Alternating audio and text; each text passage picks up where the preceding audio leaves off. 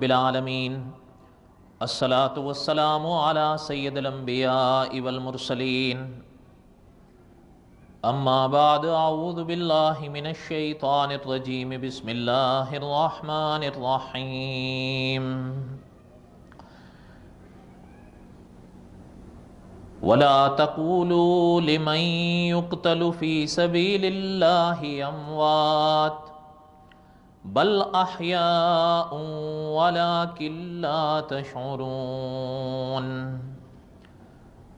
وَلَنَبْلُوَنَّكُمْ بِشَيْءٍ مِّنَ الْخَوْفِ وَالْجُوعِ وَنَقْصٍ مِّنَ الْأَمْوَالِ وَالْأَنفُسِ وَالثَّمَرَاتِ وَبَشِّرِ الصَّابِرِينَ الَّذِينَ إِذَا أَصَابَتْهُم مُّصِيبَةٌ قالوا انا للہ وانا الیہ راجعون اولئک علیہم صلوات من ربہم ورحمہ واولئک هم المہتدون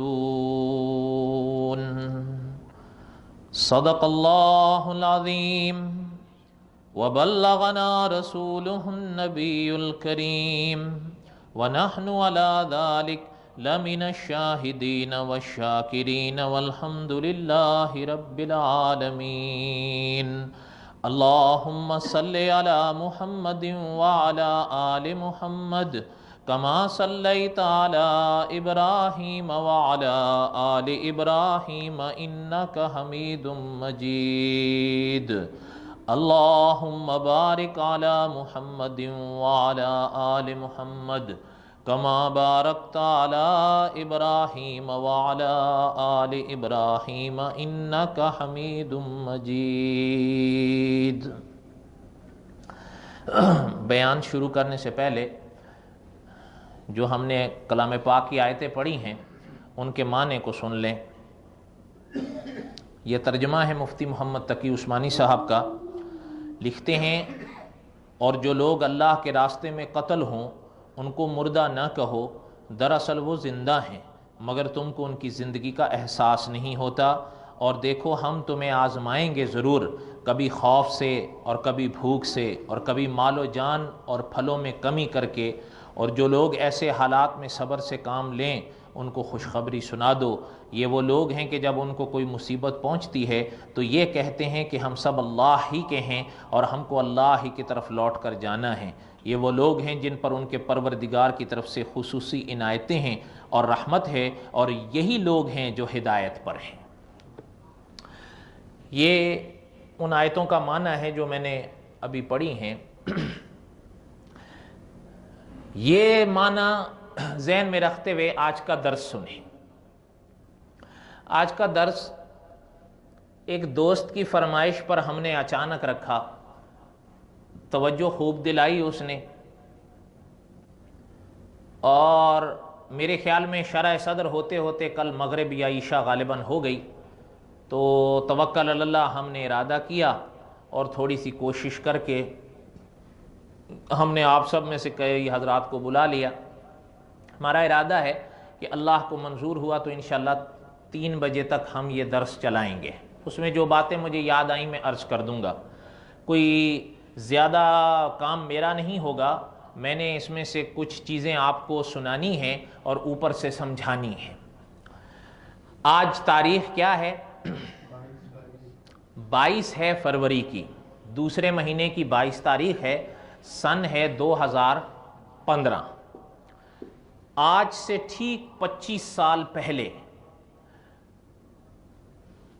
سن 1990 میں، یعنی 1990، اور فروری کا ہی مہینہ تھا اور تاریخ بھی یہی تھی 22، جس میں ہمارے پاکستان میں ایک عالم کی شہادت ہوئی جنہیں دنیا آج بھی مولانا حق نواز جھنگوی کے نام سے جانتی اور پہچانتی ہے، رحمت اللہ علیہ۔ ہم نے حضرت پر تقریباً 1 سال پہلے بھی ایک درس دیا تھا، مولانا جھنگوی مرحوم کی کچھ یادیں، کچھ باتیں۔ جس میں حضرت کی زندگی کے ابتدائی اور خاص کر انتہائی پہلو ہم نے مدون کر دیے تھے۔ اس میں بھی کوئی زیادہ ہمارا کام نہیں تھا، بس اکابر کی کچھ یادیں تھیں جو ہم نے سنا دی تھیں، لیکن اللہ تعالیٰ کا کرم ہوا، اس کو دنیا کے کئی مختلف شہروں میں سنا گیا، کئی حضرات نے اس کے صلے میں دعائیں دیں، اور جس طرح کی امید تھی کئی حضرات نے اس کے صلے میں ہمیں گالیاں بھی دیں۔ بہرحال یہ تو چلتا رہتا ہے اور چلتا رہے گا انشاءاللہ۔ ہم نے اپنے اکابر کے اصول کے مطابق گالیوں کا جواب تو سمجھ میں آیا نہیں تو کیا دیں، اس لیے وہ تو کوئی نہیں، ہاں کوئی کام کی بات ہوتی یا کسی حوالے کو چیلنج کیا گیا ہوتا کہ جی یہ غلط ہے، وہاں کچھ اور لکھا تھا آپ نے کچھ اور بولا ہے، تو چلیں پھر ہم اس کی وضاحت بھی کرتے۔ اب صرف گالیاں، اور جہاں تک مجھے یاد ہے ماں بہن کی گالیاں، اب اس کا ہم کیا جواب دیں؟ کیا خیال ہے، کوئی جواب دیں؟ اس کے لیے تو کوئی سامنے والے کچھ اسی زبان کا آدمی چاہیے، وہ تو ہم سے نہیں ہوتی۔ پھر جمعے کو اس دوست نے ہم سے کہا کہ یہ ایک عجب اتفاق ہے کہ اتوار تھا اور 22 تاریخ اتوار کو آ گئی، تو پھر میں نے اس بات کا اظہار تو کیا کہ بھائی حضرت پر تو تقریباً میرے حال میں 2 گھنٹے کا ہے وہ درس پہلا جو ہے، شاید وہ تو مدون ہے، تو اب اور کیا ہم عرض کریں؟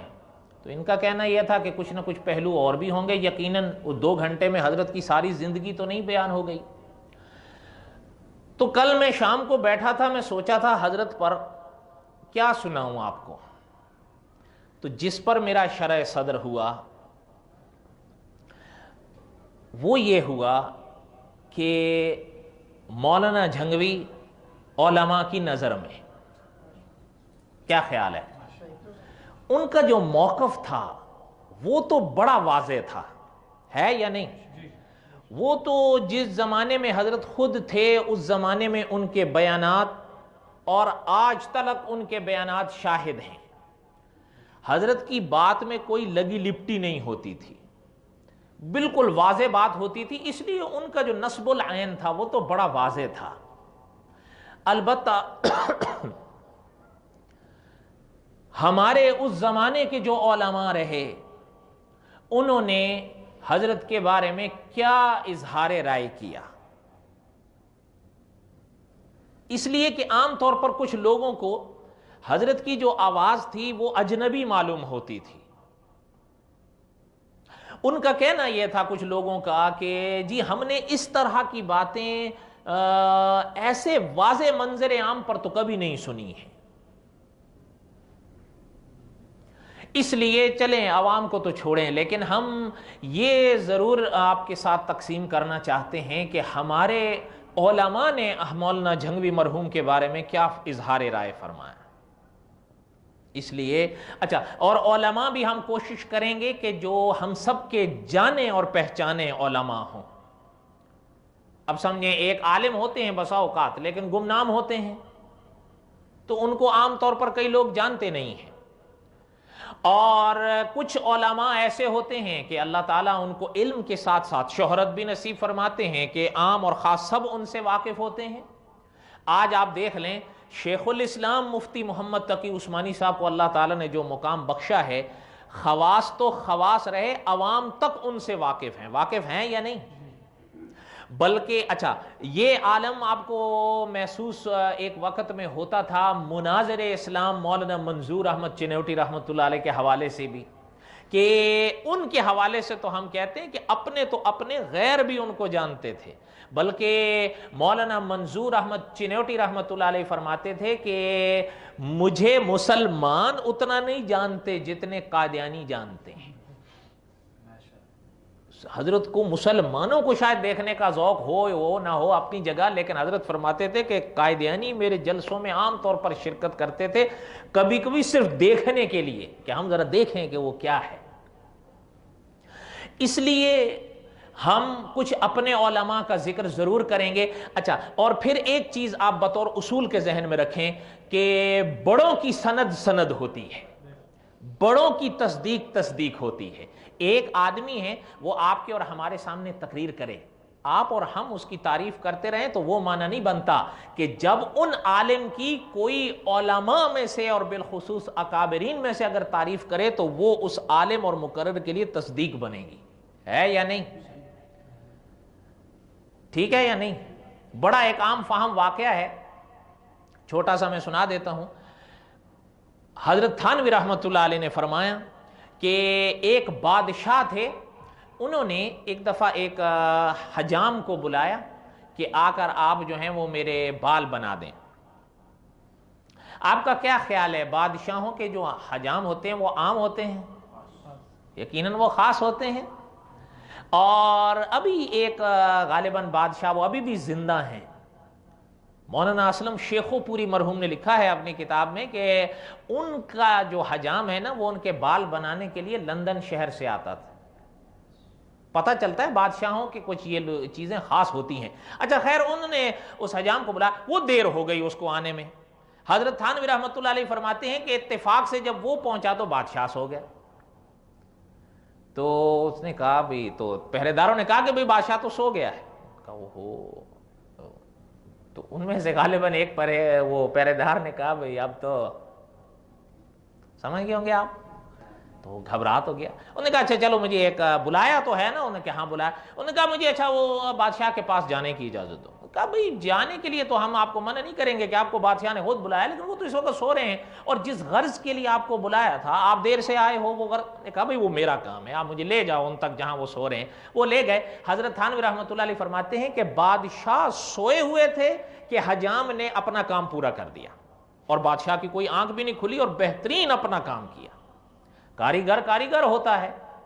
اچھا وہ کرنے کے بعد وہ فارغ ہو گیا. جب بادشاہ اٹھا، حضرت تھانوی رحمۃ اللہ علیہ فرماتے ہیں تو اس نے جب دیکھا اور پھر آئینے میں اپنا حلیہ بھی دیکھا تو اشش کر اٹھا. انہوں نے کہا کمال کر دیا اس نے. تو بادشاہ نے، حضرت تھانوی رحمۃ اللہ علیہ فرماتے ہیں کہ اس حجام کو ایک خطاب دیا اپنے دربار سے. تو جب آواز ہوئی اور شہرت ہوئی اور بادشاہ کی طرف سے خطاب ہوا تو وہ جو تھا نا اپنا لوگ علاقے کے، وہ جا کر اکٹھے ہو کر اس حجام کے گھر پہ آنے لگے مبارکباد دینے کے لیے اس کی اہلیہ کے پاس، خواتین وغیرہ. تو آئیں تو انہوں نے، خواتین نے مبارکباد دی اس حجام کی اہلیہ کو. تو حضرت تھانوی رحمۃ اللہ علیہ فرماتے ہیں کہ انہوں نے ان کا خیر بہرحال احترام کیا اور اظہار رائے بھی کیا، لیکن وہ بات ظاہر نہیں ہوئی. تو ان میں سے ایک خاتون نے کہا بھئی محترمہ عجیب بات ہے، ہم اتنی ساری مل کر آئی ہیں آپ کے شوہر کے خطاب کا آپ کو مبارکباد دینے کے لیے، لیکن آپ کے چہرے سے کچھ خوشی کا اظہار جو ہے وہ ظاہر نہیں ہو رہا.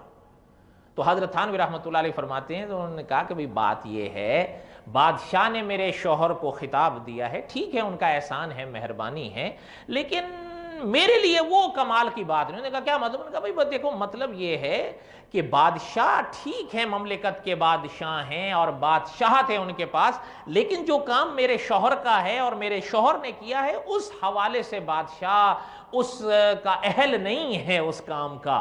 اس لیے اگر کوئی ماہر حجام میرے شوہر کو یہ خطاب دیتا تو میرے نزدیک جو معنی اس خطاب کا ہونا تھا وہ بادشاہ کے خطاب کا نہیں ہے. کیوں؟ اس لیے کہ وہ کاریگر ہوتا نا. اب بادشاہ ٹھیک ہے بڑے عہدے کا ہے لیکن وہ حجام تو نہیں ہے، اس کو اس چیز سے کیا واسطہ کہ ہے یا نہیں. ان کا بات صحیح تھی کہ نہیں. اس کے حوالے سے حضرت تھانوی رحمۃ اللہ علیہ فرماتے ہیں کہ یعنی جو اہل فن ہوتے ہیں ان کی تصدیق ہی معنی رکھتی ہے. یہ صحیح بات ہے یا نہیں؟ اصولی بات ہے یا نہیں؟ اب اس حوالے سے ہم اپنے اکابرین کی کچھ یادیں پڑھیں گے جو حضرت جھنگوی مرحوم کے بارے میں آیا کہ ہمارے اکابرین کیا فرماتے تھے. حضرت جھنگوی مرحوم جو کچھ فرماتے تھے وہ تو آپ سب نے پڑھ بھی رکھا ہوگا، سن بھی رکھا ہوگا. اتنی سی تمہید بہت ہے. ٹھیک ہے، اب ذرا سنیں تھوڑی سی باتیں. میں آپ کو چند باتیں سناؤں گا، ایک تو اس کتاب کے حوالے سے. اچھا میرا ارادہ ہے کہ جیسے وہ جو درس ہم نے پہلے دیا تھا نا، اس کے بعد کچھ حضرات نے رابطہ کیا یا پیغامات یا پیغام بھیجا کسی واسطے سے کہ مطلب اس کتاب کے تعارف کے لیے یا اس کے نام کے لیے، مصنف کے نام کے لیے، چونکہ اس درس میں ہم نے اس کتاب کا کوئی تعارف نہیں کرایا تھا تو میں نے سوچا تھوڑا سا ہم اس کا بھی تعارف کرا دیں مختصر سا، یا ایسی کتاب کا تعارف کرا دیں جس کا تعلق مولانا جھنگوی مرحوم سے رہا ہو. تو چلیں طلباء کو اگر کہیں مل جاتی ہیں اور وہ اس سے استفادہ کرتے ہیں تو ہمیں بھی فائدہ ہوگا، ہے یا نہیں؟ اچھا، اتفاق کی بات ہے جس نے مشورہ دیا تھا وہ خود ہی گم ہے. یہ بڑی مصیبت ہے کہ جی درس رکھا جائے، ٹھیک ہے جی ہم بھی کہتے ہیں درس رکھا جائے، وہ خود گم ہے. باقی سب آگے، وہ خود ہی گم ہے. انا للہ و انا الیہ راجعون. ہمارے لوگوں کی یہ سب سے بڑی مصیبت ہے، یعنی رائے دینے میں اول صف میں بیٹھے ہوں گے، لیکن جب بات آتی ہے عمل کی تو مائنس. اس کو کہا جاتا ہے قول و فعل کا تضاد، ہے یا نہیں؟ کہنا کچھ ہے اور کرنا نہیں. سمجھے آپ بات؟ ایک پتہ نہیں میرے ہم نام تھے، آپ نے سنا کہ نہیں، محمد الیاس برنی، سنا ہے نام؟ نہیں سنا ہے؟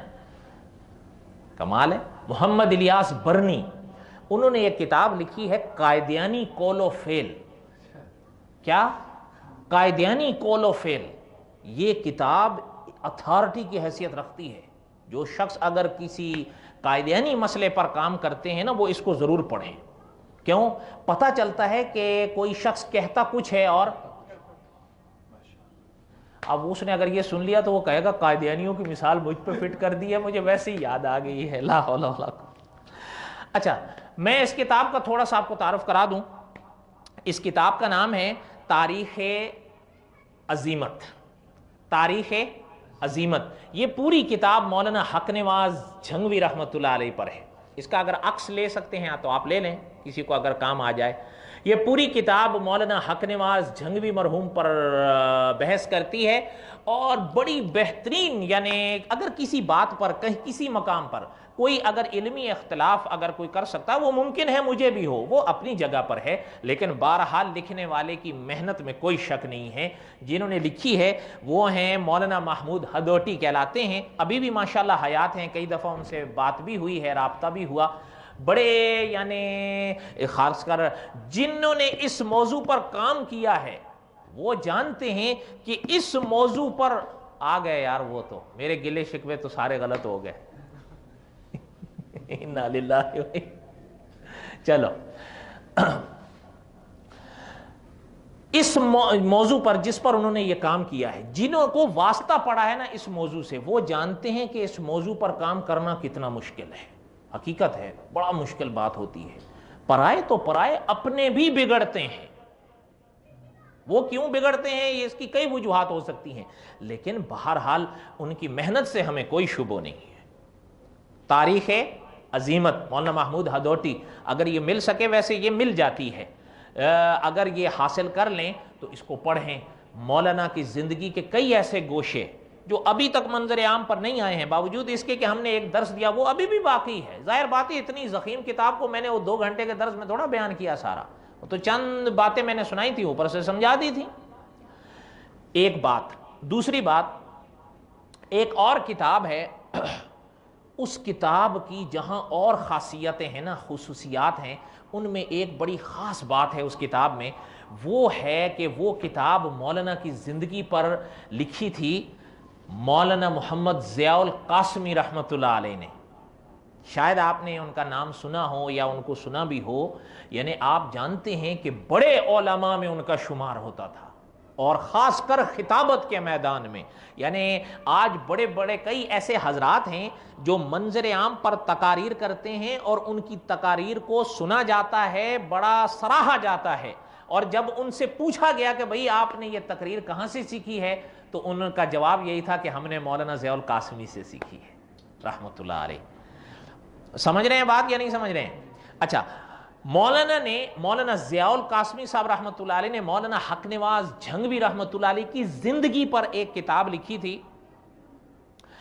بڑی بہترین کتاب ہے. البتہ وہ کتاب اب ملنی مشکل ہے. میرا تجربہ ایسا ہی ہے، ویسے کہیں نہ کہیں تو یقیناً ہوگی، اگر کوئی انسان اس کی کھوج لگائے تو کہیں نہ کہیں تو ملے گی. میں نے بھی ان کے واسطے سے ایک صاحب سے ادھاری میں نے لی تھی، اور وہ میں پڑھ کر لوٹا دی تھی. آپ کو یاد ہوگا ہاں وہ اچھا اس کے جو ہے نا وہ ملتی مشکل ہے، لیکن چونکہ کتاب ادھاری تھی اس لیے میں نے پڑھ کر اس کو لوٹانا تھا. یہ میں نے صحیح کیا یا غلط کیا؟ ہاں. اس لیے وہ کتاب اگر کہیں سے آپ کو مل سکے یا طلبہ کہیں اس کو ڈھونڈ سکے تو بہت اچھا. یا ایک اور حل ہوتا ہے کہ کبھی کبھی کسی صاحب کے پاس وہ کتاب ذاتی ہوتی ہے تو اس کا عکس اس سے لے لیں، اجازت لے کر اس کی فوٹو کاپی کر لیں، فائدہ دیتی ہے. اس کو ڈھونڈیں اگر مل جائے. ویسے علامہ خالد محمود صاحب نے ایک بات ضرور ارشاد فرمائی ہے کہ کتابیں ڈھونڈنے سے مل جاتی ہیں. یہ ہے کہ اب وہ کبھی عام نہیں رہتی، یا آپ سمجھ سکتے ہیں کہ سن 91 میں یہ کتابیں تقریباً منظر عام پر آئیں، قریب سن 91 میں. اس وقت یہ عام ملتی تھیں، لیکن تب کے حالات میں اور اب کے حالات میں بڑا فرق ہے. کئی اس طرح کی پابندیاں لگتی سنائی دیتی ہیں جو اس زمانے میں نہیں تھیں کتابوں پر. اس لیے پھر آپ کو پتہ ہے اگر حکومت کی طرف سے یا کسی محکمے کی طرف سے کوئی پابندی لگ جائے تو پھر وہ کتاب اتنی عام نہیں رہتی. صحیح ہے یا نہیں؟ اچھا ایک یہ ہے. ایک اور ہے، آپ کو یاد ہوں گے مولانا ضیاء الرحمن فاروقی مرحوم، جو مولانا جھنگوی مرحوم کے بعد انجمن کی باغ ڈور جنہوں نے سنبھالی، انہوں نے ایک رسالہ لکھا تھا مولانا جھنگوی مرحوم پر. وہ ضخیم کتاب تو نہیں ہے، رسالے کی صورت میں ہے. اگر وہ مل سکے ہے تو وہ بھی غالباً اب مشکل ہے، لیکن اگر کسی طالب علم یا کسی پرانے عالم کے پاس ہو تو اگر کسی کو مل سکے یا ان سے اس کی کاپی یا اقتباس کسی ذریعے سے لیے جا سکیں تو لے لیں. بڑی ایک عجیب کتاب ہے، اور خاص کر اللہ تعالیٰ نے اب دیکھیں کوئی عالم ایسے ہوتے ہیں کہ وہ بول سکتے ہیں لکھ نہیں سکتے، کچھ عالم ایسے ہوتے ہیں وہ لکھ سکتے ہیں بول نہیں سکتے. لیکن کوئی علماء ایسے حضرات بھی گزرے ہیں کہ جن کو اللہ تعالیٰ نے ان دونوں خوبیوں سے نوازا تھا. وہ جتنا اچھا بولتے تھے اتنا اچھا لکھتے تھے. ان علماء میں تھے مولانا فاروقی مرحوم. بڑی عجب کتابیں انہوں نے لکھی ہیں. یہ الگ بات ہے کہ کوئی ہمیں پتہ نہ ہو. اگر مولانا جھنگوی مرحوم پر جو رسالہ انہوں نے لکھا تھا وہ مل جائے کسی طالب علم کو، اگر تلاش کریں تو بڑی مفید چیزیں ہیں. اتنی سی بات میرے حال میں بہت ہے اس حوالے سے. اب آ جائیں یہاں پر بھی ایک اور بھی ہے، یہ اس کا تھوڑا سا تعارف میں بعد میں کراتا ہوں. یہ بھی مولانا جھنگوی مرحوم کے متعلق ہے.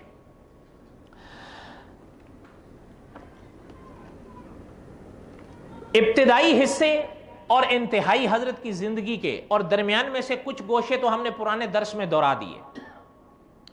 ایک دو باتیں میں آپ کو سناتا ہوں. اگر یہ باتیں اب مجھے یاد نہیں ہے کہ اس میں میں نے دہرائی ہیں یا نہیں، شاید دہرائی ہوں. اگر دہرائی ہوں تو تکرار کو معذرت کے ساتھ قبول کر لیجئے گا، اور اگر نہ دہرائی ہوں تو ایک چیز مدون ہو جائے گی یا محفوظ ہو جائے گی. مولانا حق نواز جھنگوی مرحوم نے سن 1990 میں دوسرے مہینے کی 22 تاریخ کو شہادت پائی ہے شام کے وقت. وہ تفصیلات اس میں موجود ہیں. مولانا رحمت اللہ علیہ کی زندگی کے اگر آپ آخری تقریریں سنیں تو ان آخری تقاریر میں حضرت ایک بات بتاتے ہیں. آپ نے نام سنا ہوگا، پاکستان میں ایک شہر ہے کمالیہ، سنا ہے؟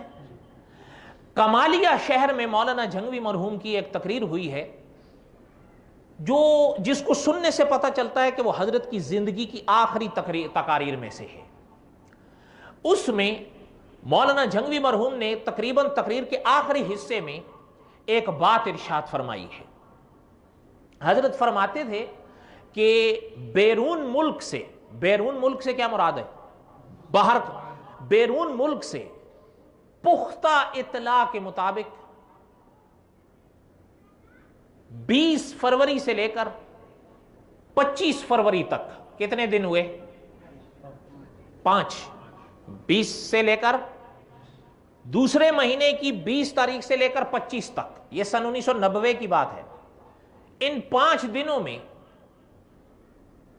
ایک سازش تیار کی گئی ہے، اور اس سازش کا آخری کنارہ یہ ہے کہ ان 5 دنوں میں امام اہل سنت مولانا عبدالستار تونسوی رحمۃ اللہ علیہ، مناظر ختم نبوت مولانا منظور احمد چنیوٹی رحمۃ اللہ علیہ، اور امیر عظیمت مولانا حق نواز جھنگوی رحمۃ اللہ علیہ، ان تینوں کو شہید کرنا ہے۔ کتنوں کو؟ تینوں۔ اور آپ کو بھی یقیناً اتنا اندازہ ہوگا کہ یہ تینوں یعنی اہل سنت کے چوٹی کے علماء میں سے تھے، یعنی ان کی نظیر ہم تو فخریہ طور پر کہتے ہیں کہ شاید ہی کوئی ملک پیش کر سکے گا۔ 5 دنوں کے اندر، ان 5 دنوں میں 20 سے لے کر کتنا تھا؟ 25، تو ٹھیک 22 تاریخ کو مولانا حق نواز جھنگوی کی شہادت ہوئی۔ پتہ چلتا ہے کہ یہ اطلاع بڑی پکی اور بڑی واضح تھی، انہی 5 دنوں میں ہوا۔ کون سی تاریخ کو ہوا؟ 22 کو۔ باقی 2 حضرات کو اللہ تعالیٰ نے محفوظ فرمایا، اللہ کی منشا ہے۔ امام اہل سنت تو ابھی حال میں فوت ہوئے ہیں، مولانا عبدالستار توسوی رحمۃ اللہ علیہ، اپنی زندگی پوری کر کر اس دنیا سے چلے گئے ابھی حال میں، کیوں؟ ایسا ہی ہے نا۔ اور مناظر اسلام مولانا منظور احمد چنیوٹی رحمۃ اللہ علیہ قریب 9 سال پہلے فوت ہوئے، لیکن وہ جو ان کا ارادہ تھا سازشیوں کا، اس کا جو رنگ سامنے آیا اس میں صرف مولانا جھنگوی مرحوم گئے۔ یہ یہاں تک بات سمجھ میں آئی ہے؟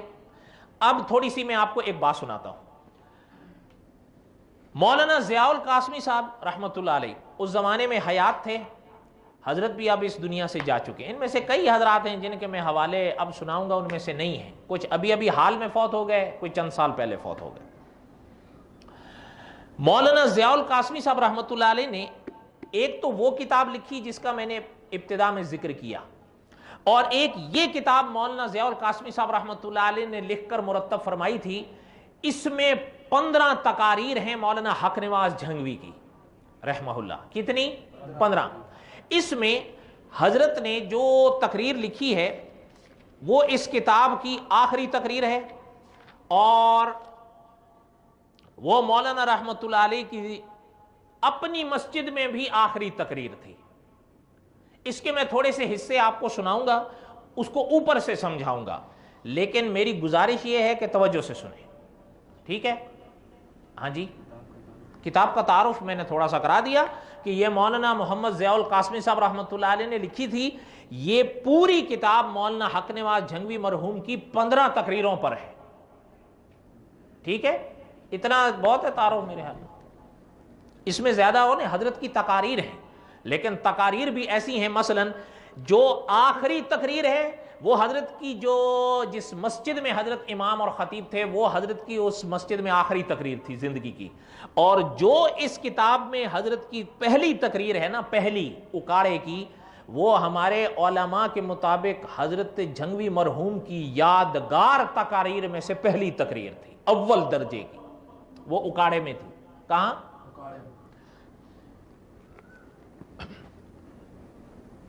یہ تقریر 16 فروری سن 1990 کی ہے، 16 فروری کی 1990۔ اب میں آپ سے بتاتا ہوں، حضرت کی شہادت ہوئی 22 کو، فروری کی 22 کو، یہ حضرت کی تقریر کتنے دن پہلے کی ہے؟ 16 کو ہوئی ہے، 6 دن کو۔ اس میں تھوڑی سی باتیں آپ کو سناؤں گا، سنیں گے؟ ان کو اوپر سے سمجھا دوں گا۔ البتہ ایک بات کو ذہن میں تازہ کر لیں تو حضرت کی یہ تقریر آپ کو سمجھ میں آ جائے گی۔ 2 لفظ جو عام طور پر آپ اور ہم زبانوں پر لاتے ہیں، ایمان اور کفر، لاتے ہیں یا نہیں؟ ایمان کی تعریف کیا ہے؟ ضروریات دین کی ہر بات کو ماننا، اور کفر کی تعریف کیا ہے؟ ضروریات دین میں سے کسی ایک بات کا انکار بھی کفر ہے۔ یہ دونوں باتیں ذہن میں رکھیں گے، ایمان کی تعریف، کفر کی تعریف، اور ضروریات دین کا لفظ، ٹھیک ہے؟ ابھی ایمان اور تعریف تو آپ سمجھ گئے یا نہیں؟ اب ایک چھوٹا سا یہ بھی سمجھ لیجئے گا کہ ضروریات دین ہیں کیا؟ نہیں سمجھ آئی؟ ایمان کی تعریف کیا ہے؟ ضروریات دین کی ہر بات کو ماننا ایمان ہے، اور ضروریات دین میں سے کسی ایک بات کا انکار بھی کفر ہے۔ پتہ چلتا ہے ایمان کے لیے ضروریات دین کی ہر بات کو ماننا ہے، لیکن کفر کے لیے ضروریات دین کی سب باتوں کا انکار ضروری نہیں ہوتا، ایک سے بھی انسان اسلام سے نکل جاتا ہے۔ اب ہمیں جاننا چاہیے کہ نہیں وہ ضروریات دین کیا ہیں یا نہیں۔ اس میں یہ اب بات سن کرنا، اب حضرت کی یہ آخری تقریر سنیے۔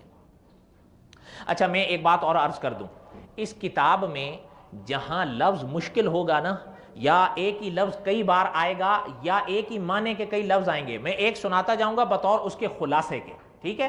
تاکہ چونکہ پوری تقریر تو نہیں سنانی ہے، اگر آپ میں سے کسی کو یہ نیٹ پر مل سکے تو اس کو خود تلاش کر لیں، تاریخ بتا دی ہے، جگہ بتا دی ہے، اگر حضرت کی آواز میں اس کو سن لیں، آپ کے پاس تو ہوگی، ان سے لے لیں، اس کو سنیں۔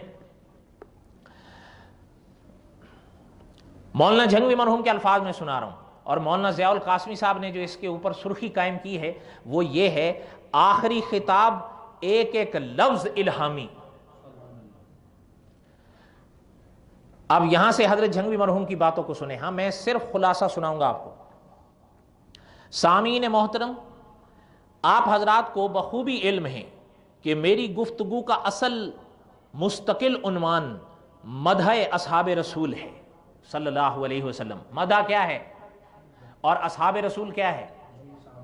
اصحاب رسول حضور صلی اللہ علیہ وسلم کے صحابہ۔ قریب آ جائیں، قریب آ جائیں۔ اور میں کئی بار اس پر بات کر چکا ہوں کہ اصحاب رسول دین کے لیے بنیاد کے مالک ہیں، بنیادی حیثیت ہے صحابہ اکرام کی۔ قرآن و سنت کی صورت میں ہم اور ہمارے سمیت پوری دنیا کے مسلمانوں تک دین اصحاب رسول کی وساطت سے آیا ہے۔ وساطت مطلب واسطے سے، یعنی کہ وہ دین کے اولین راوی ہیں۔ کون؟ صحابہ اکرام۔ اور ایک بات یہ بھی سن لیں، مفتی محمد تقی عثمانی صاحب نے لکھا ہے، اب زیادہ وضاحت کے تو موقع نہیں، یہ لفظ آپ عام سنتے ہوں گے، راوی، سنا ہے یا نہیں؟ راوی یہ اصطلاح ہے اسلام کی۔ کیا ہے؟ اصطلاح ہے۔ اور اگر خاص طور پر علامہ خالد محمود صاحب کی کتاب آثار الحدیث آپ کو مل جائے تو آپ وہاں یہ چیز پڑھ سکتے ہیں کہ راوی کے لیے کون کون سی خوبیاں چاہیے، راوی کے لیے کون کون سی خوبیاں چاہیے۔ اگر وہ آپ پڑھ لیں، اس کے بعد حضرت جھنگوی مرحوم کا یہ لفظ پڑھیں نا کہ دین اسلام کے اولین راوی کون ہے؟ صحابہ، تو یہاں سے آپ ایک اصول سیکھ لیں گے کہ اگر کسی شخص کی تقریر میں صحابہ اکرام کے خلاف کوئی بولی آپ سنائی دیتی ہے تو آپ سمجھ جائیے گا کہ یہ اہل حق میں سے نہیں ہے۔ کیوں؟ اس لیے کہ جو یہ بولی بول رہا ہے اگر اس کو مان لیا جائے تو صحابہ اس کی بولی سے مجروح ہوں گے یا نہیں؟ اور اگر صحابہ مجروح ہو گئے تو اسلام کے جو اولین گواہ ہیں جب وہ مجروح ہو گئے تو پھر اسلام کی باتوں پر اعتبار کیسے آپ اور ہم قائم کریں گے؟ نہیں سمجھ میں آ رہی بات؟ نہیں سمجھ آئی؟ سمجھ آئیے نا؟ اس لیے یہ بات، اور اگر ایک اور چیز ہو سکے، عظمت صحابہ پر علامہ خالد محمود صاحب کا غالباً 1 سال پہلے کا ایک بیان ہے برمنگم کا ہے نا، وہ اس کو سن لیں۔ علامہ خالد محمود صاحب نے کلام پاک کی ایک آیت کے حوالے سے ایک اصول سکھایا ہے، سورۃ بقرہ کی ابتدائی آیت ہے وہ، کہ ایک اصول سکھایا ہے کہ جنہوں نے صحابہ اکرام کو کچھ کہا تو اللہ تعالیٰ نے صحابہ اکرام کے لیے جن لوگوں نے غلط لفظ استعمال کیا، میں پوری تفصیل نہیں سناتا، اللہ تعالیٰ نے اسی لفظ میں جو ان لوگوں نے صحابہ کے لیے استعمال کیا تھا اسی لفظ میں ان کو جواب دیا، اسی لفظ میں ان کو جواب دیا۔ علامہ خالد محمود صاحب فرماتے ہیں کلام پاک کی اس آیت نے اصول سکھا دیا ہے، صحابہ اکرام کو جو شخص جیسا کہے گا، صحابہ اکرام کو جن لفظوں سے کوئی شخص ذکر کرے گا وہی لفظ اس کے اوپر پلٹ کر آئیں گے۔ اگر وہ صحابہ کو غلط کہتا ہے، معنی یہ کہ صحابہ صحیح ہیں، یہ غلط ہے، لیکن اگر کوئی صحابہ کو سچا اور مومن کہتا ہے، معنی یہ کہ صحابہ تو سچے ہیں، یہ خود مومن اور سچا ہے۔ نہیں سمجھ آئی؟ نہیں سمجھ آئی؟ ہاں، یعنی یہ اصول سکھا دیا، جو صحابہ کو جو کہے گا وہ خود ہے۔ اگر کوئی کہتا ہے صحابہ سچے تو یہ خود بھی سچا، اگر کوئی کہتا ہے صحابہ پکے تو یہ بھی پکا، اگر یہ کہتا ہے اللہ معاف کریں، اگر کہتا ہے کہ صحابہ کافر تو نتیجہ یہ کہ یہ خود کافر۔ یہ اصول ہے، سمجھ آئی یا نہیں سمجھ آئی؟ یہ معیار سمجھ میں آیا یا نہیں سمجھ آیا؟ اس لیے حضرت جھنگوی مرحوم کا میں نے پہلے کہا تھا اس میں میرا مواد نہیں، میں صرف تھوڑا سا کچھ سناؤں گا، اوپر سے سمجھا دوں گا، ٹھیک ہے؟ پہلے ہم نے آپ کی تعریف میں لمبا قصیدہ پڑھا ہے، بڑا معاف کرنا، معافی تو مانگنے کا حق ہے یا نہیں؟ کوئی بات نہیں۔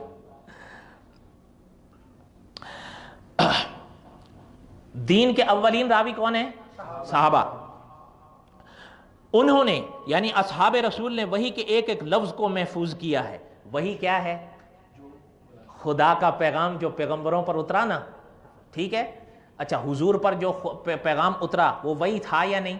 ٹھیک ہے، اس کے اولین راوی کون ہیں؟ صحابہ۔ اب سنیے گا، اچھا پھر آگے وحی کی کتنی قسمیں ہیں؟ ایک یاد ہوگا جو میں نے حجویت حدیث پر ایک درس پرانے مدرسے میں دیا تھا، وحی مطلوب اور وحی غیر مطلوب۔ وحی مطلوب وہ ہے جو تلاوت میں آتی ہے، اور وحی غیر مطلوب وہ ہے جو تلاوت میں، وحی مطلوب وہ ہے جسے قرآن کہتے ہیں، اور وحی غیر مطلوب وہ ہے جسے احادیث کہتے ہیں۔ یہ ذہن میں رکھ کے اب اگلی عبارت سنیں، یہ میں اس لیے تھوڑی تھوڑی وضاحت کر رہا ہوں کہ آپ کو ورنہ بات سمجھ میں نہیں آئے گی۔ حضرت فرماتے ہیں یعنی انہوں نے صحابہ اکرام نے وحی کے ایک ایک لفظ کو محفوظ کیا، چاہے وہ وحی قرآن کی صورت میں ان کے سامنے آئی ہو، چاہے وہ وحی احادیث رسول کی صورت میں ان کے سامنے آئی ہو، انہوں نے اس کا ایک ایک لفظ محفوظ کیا ہے، پوری دیانتداری کے ساتھ اسے محفوظ کیا ہے۔ اصحاب رسول کی دین کو نقل کرنے کے دیانتداری کے ثبوت کے لیے میں ایک حدیث نبوی کا واقعہ پیش کرتا ہوں۔ مولانا جھنگوی مرحوم یہاں سے ایک واقعہ سناتے ہیں حدیث نبوی کا، وہ دھیان سے غور سے سنیں۔ حضرت ابو ذر غفاری رضی اللہ عنہ صحابی رسول ہیں یا نہیں؟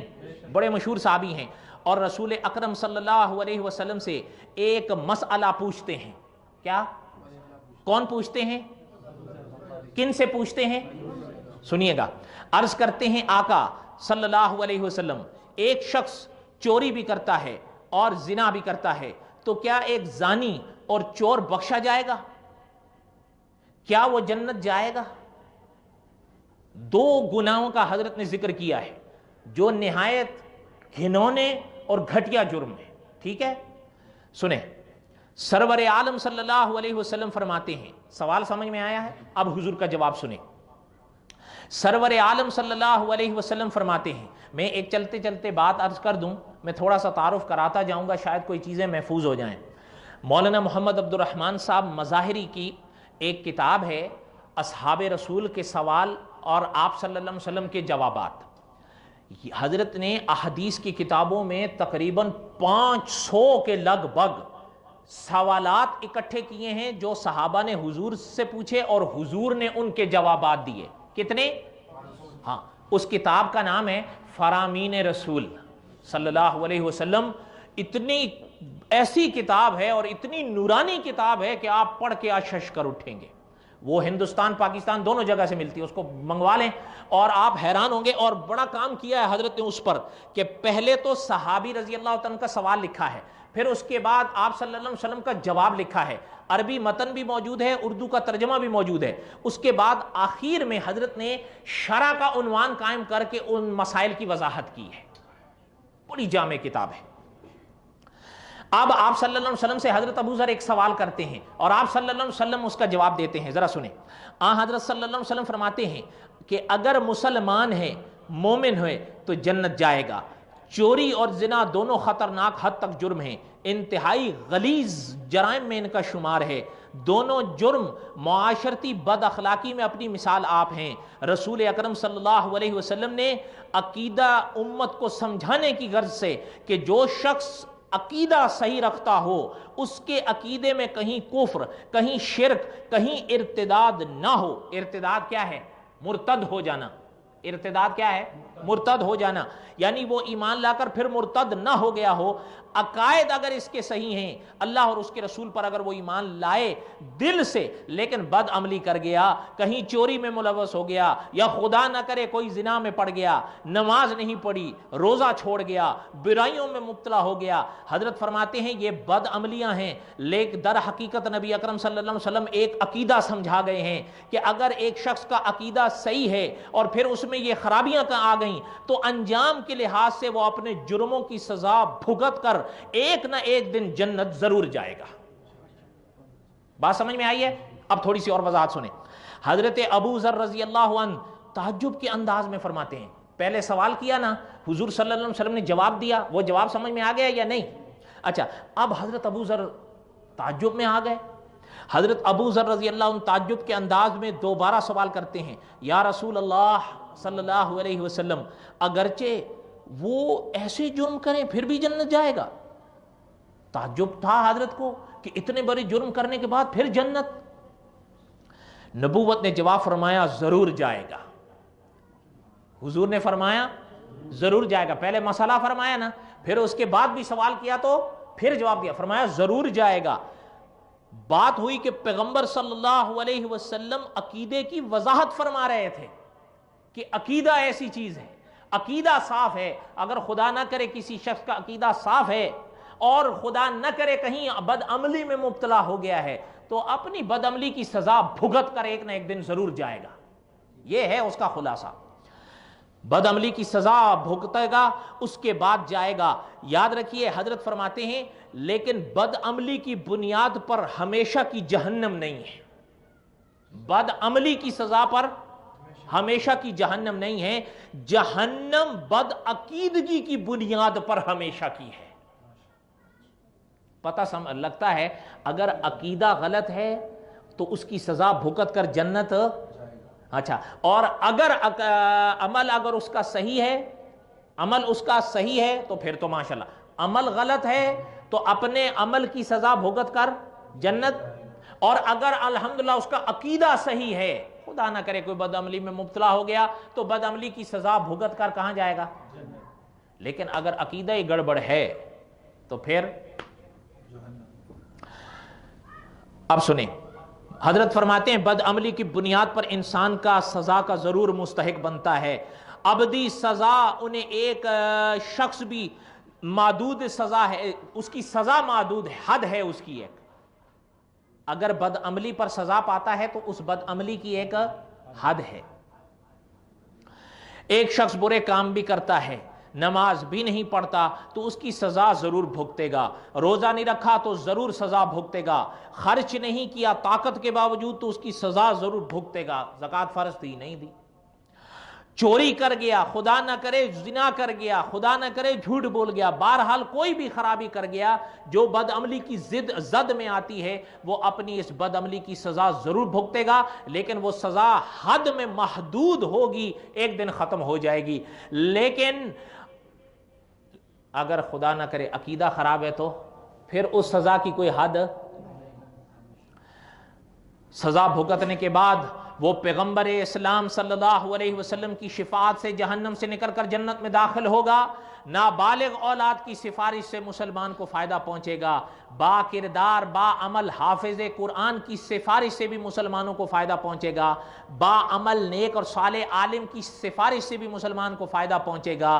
پیغمبر اکرم صلی اللہ علیہ وسلم کی شفاعت تو یقینی بات ہے کہ ایک شخص کو جہنم سے نکال کر جنت ملائے گی، یہ تو قطعی بات ہے، اس پر تو قرآن و سنت کے بے شمار دلائل ہیں، اس میں تو قطعاً شک کی گنجائش نہیں۔ تو ایک بد عمل شخص اپنے جرم کی سزا بھگت کر جنت میں ضرور داخل ہوگا، لیکن اس کا یہ مفہوم نہ سمجھا جائے کہ جنت تو ضرور مل جانی ہے لہٰذا جرم کرتے چلے جائیں، نہیں، اس لیے کہ جہنم میں ایک منٹ ایک سیکنڈ رہنے کی بھی انسان میں ہمت نہیں ہے، چاہے جائے کہ ہزاروں سال جہنم میں رہے۔ مسلمان کو یہ سوچنا نہیں چاہیے تو چلو میں تو اگر جرم کروں تو آخر بخشا جاؤں گا، اس کی اسی جسارت کی بنیاد پر کہ چلو کرتا جاؤں بخشا جاؤں گا، ہو سکتا ہے مرتے وقت اس کا خاتمہ ایمان پر ہی نہ ہو۔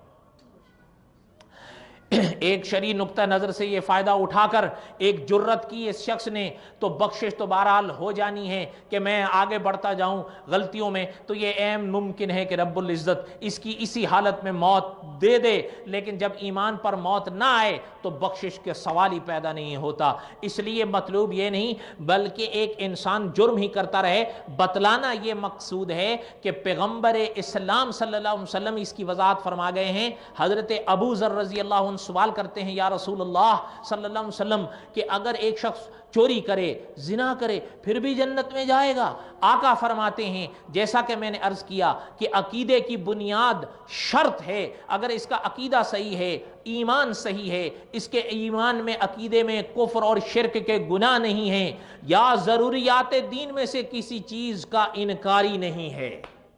اب آئیے اس بات پر کہ ضروریات دین کیا ہیں، ہے یا نہیں؟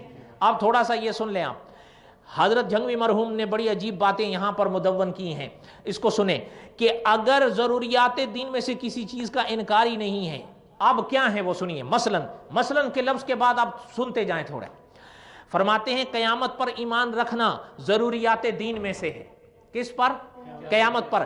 جنت اور دوزخ پر ایمان رکھنا ضروریات دین میں سے ہے۔ پتہ چلتا ہے اگر کوئی شخص ایمان کی ضروریات کی ہر بات کو مانتا جائے، قیامت کا انکار کر جائے تو ایمان، اچھا باقی ہر چیز کو مانتا گیا، جنت کا انکار کر گیا تو بھی، اور اگر ہر چیز کو مانتا گیا اور جہنم کا انکار کر گیا تو بھی، ہاں ضروریات دین میں یہ ساری چیزیں ہیں اور ان سب کو ماننا ہے، کسی ایک کا بھی انکار۔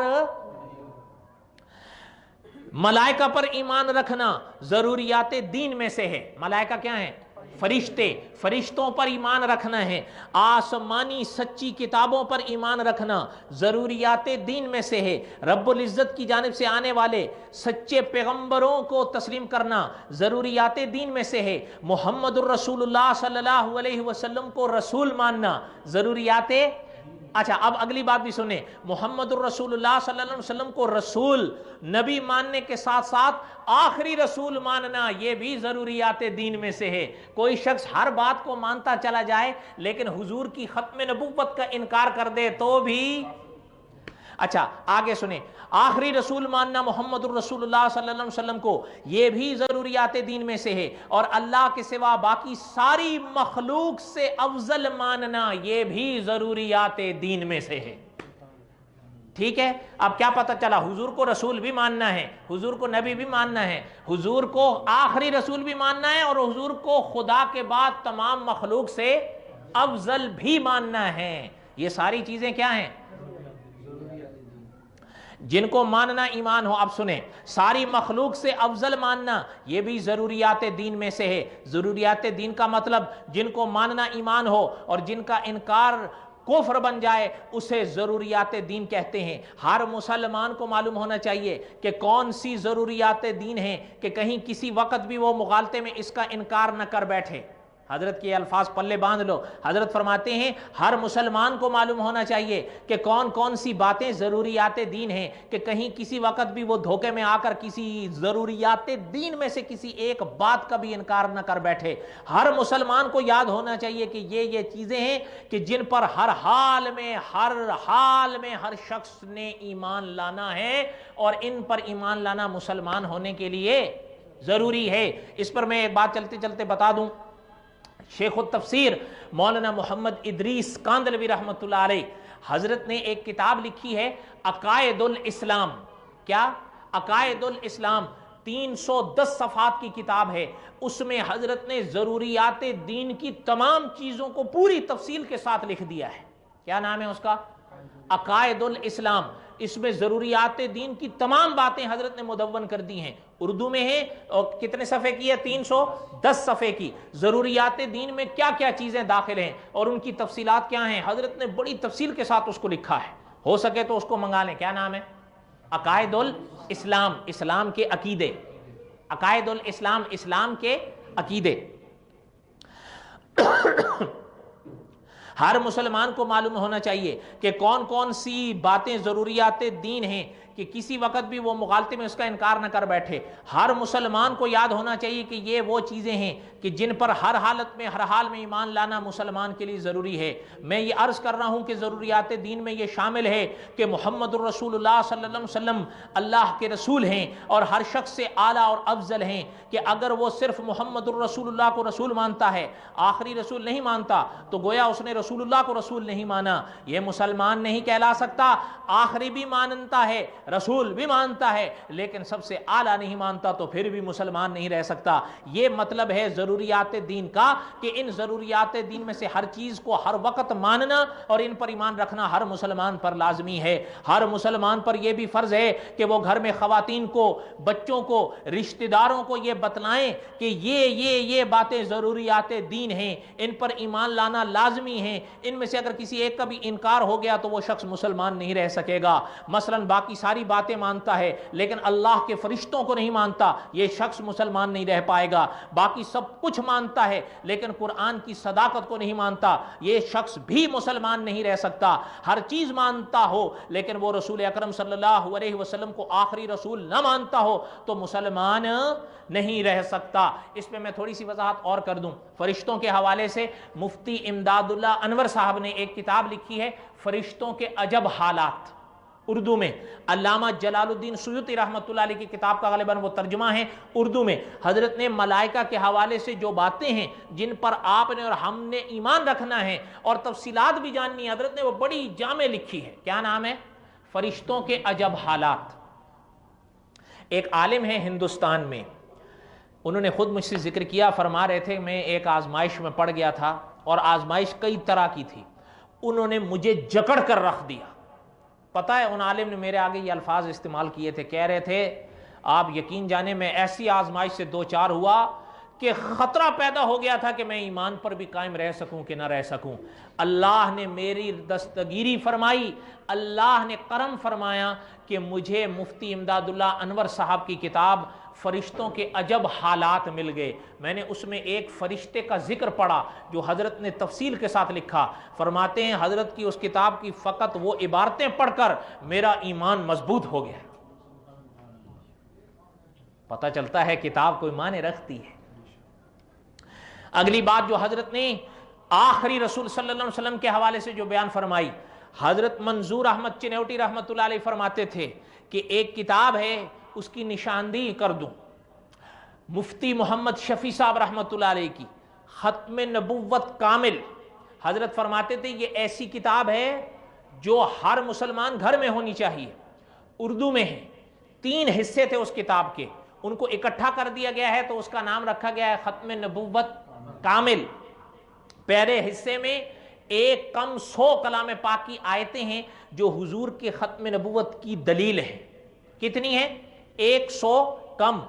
دوسرا حصہ ہے ختم نبوت فی الحدیث، احادیث، اس میں حضرت نے 210 احادیث نبوی مدون کر دی ہیں کہ جو حضور کی ختم نبوت کے دلائل ہیں۔ اور تیسرا حصہ ہے ختم نبوت فی الآثار، 1400 صدیوں کی امت کے مجددین، مفسرین، محدثین، فقہا، ان تمام حضرات کے فتاوی جات ہیں کہ اس دھرتی پر حضور خدا کے آخری نبی ہیں۔ ختم نبوت کامل۔ اور اگلی بات بھی سنیں، ہو سکتا ہے دل لگتی ہو، کوئی اختلاف کرے تو ہم نہیں کہہ سکتے۔ مولانا منظور احمد چنوٹی رحمۃ اللہ علیہ فرماتے تھے کہ میں کہتا ہوں، یعنی حضرت چنوٹی صاحب رحمۃ اللہ علیہ فرماتے تھے کہ میں کہتا ہوں جس طرح ہر مسلمان پر کلمہ فرض ہے، لا الہ الا اللہ محمد الرسول اللہ، جس طرح ہر مسلمان پر یہ کلمہ فرض ہے، حضرت فرماتے تھے کہ 100 آیتوں میں سے ختم نبوت کی کوئی ایک آیت یاد کرنا یہ بھی مسلمان پر فرض ہے۔ آپ میں سے کسی کو ختم نبوت کی آیت یاد ہے؟ پھر ٹھیک ہے، ورنہ میں پہلا علاج آپ کا کرنا تھا۔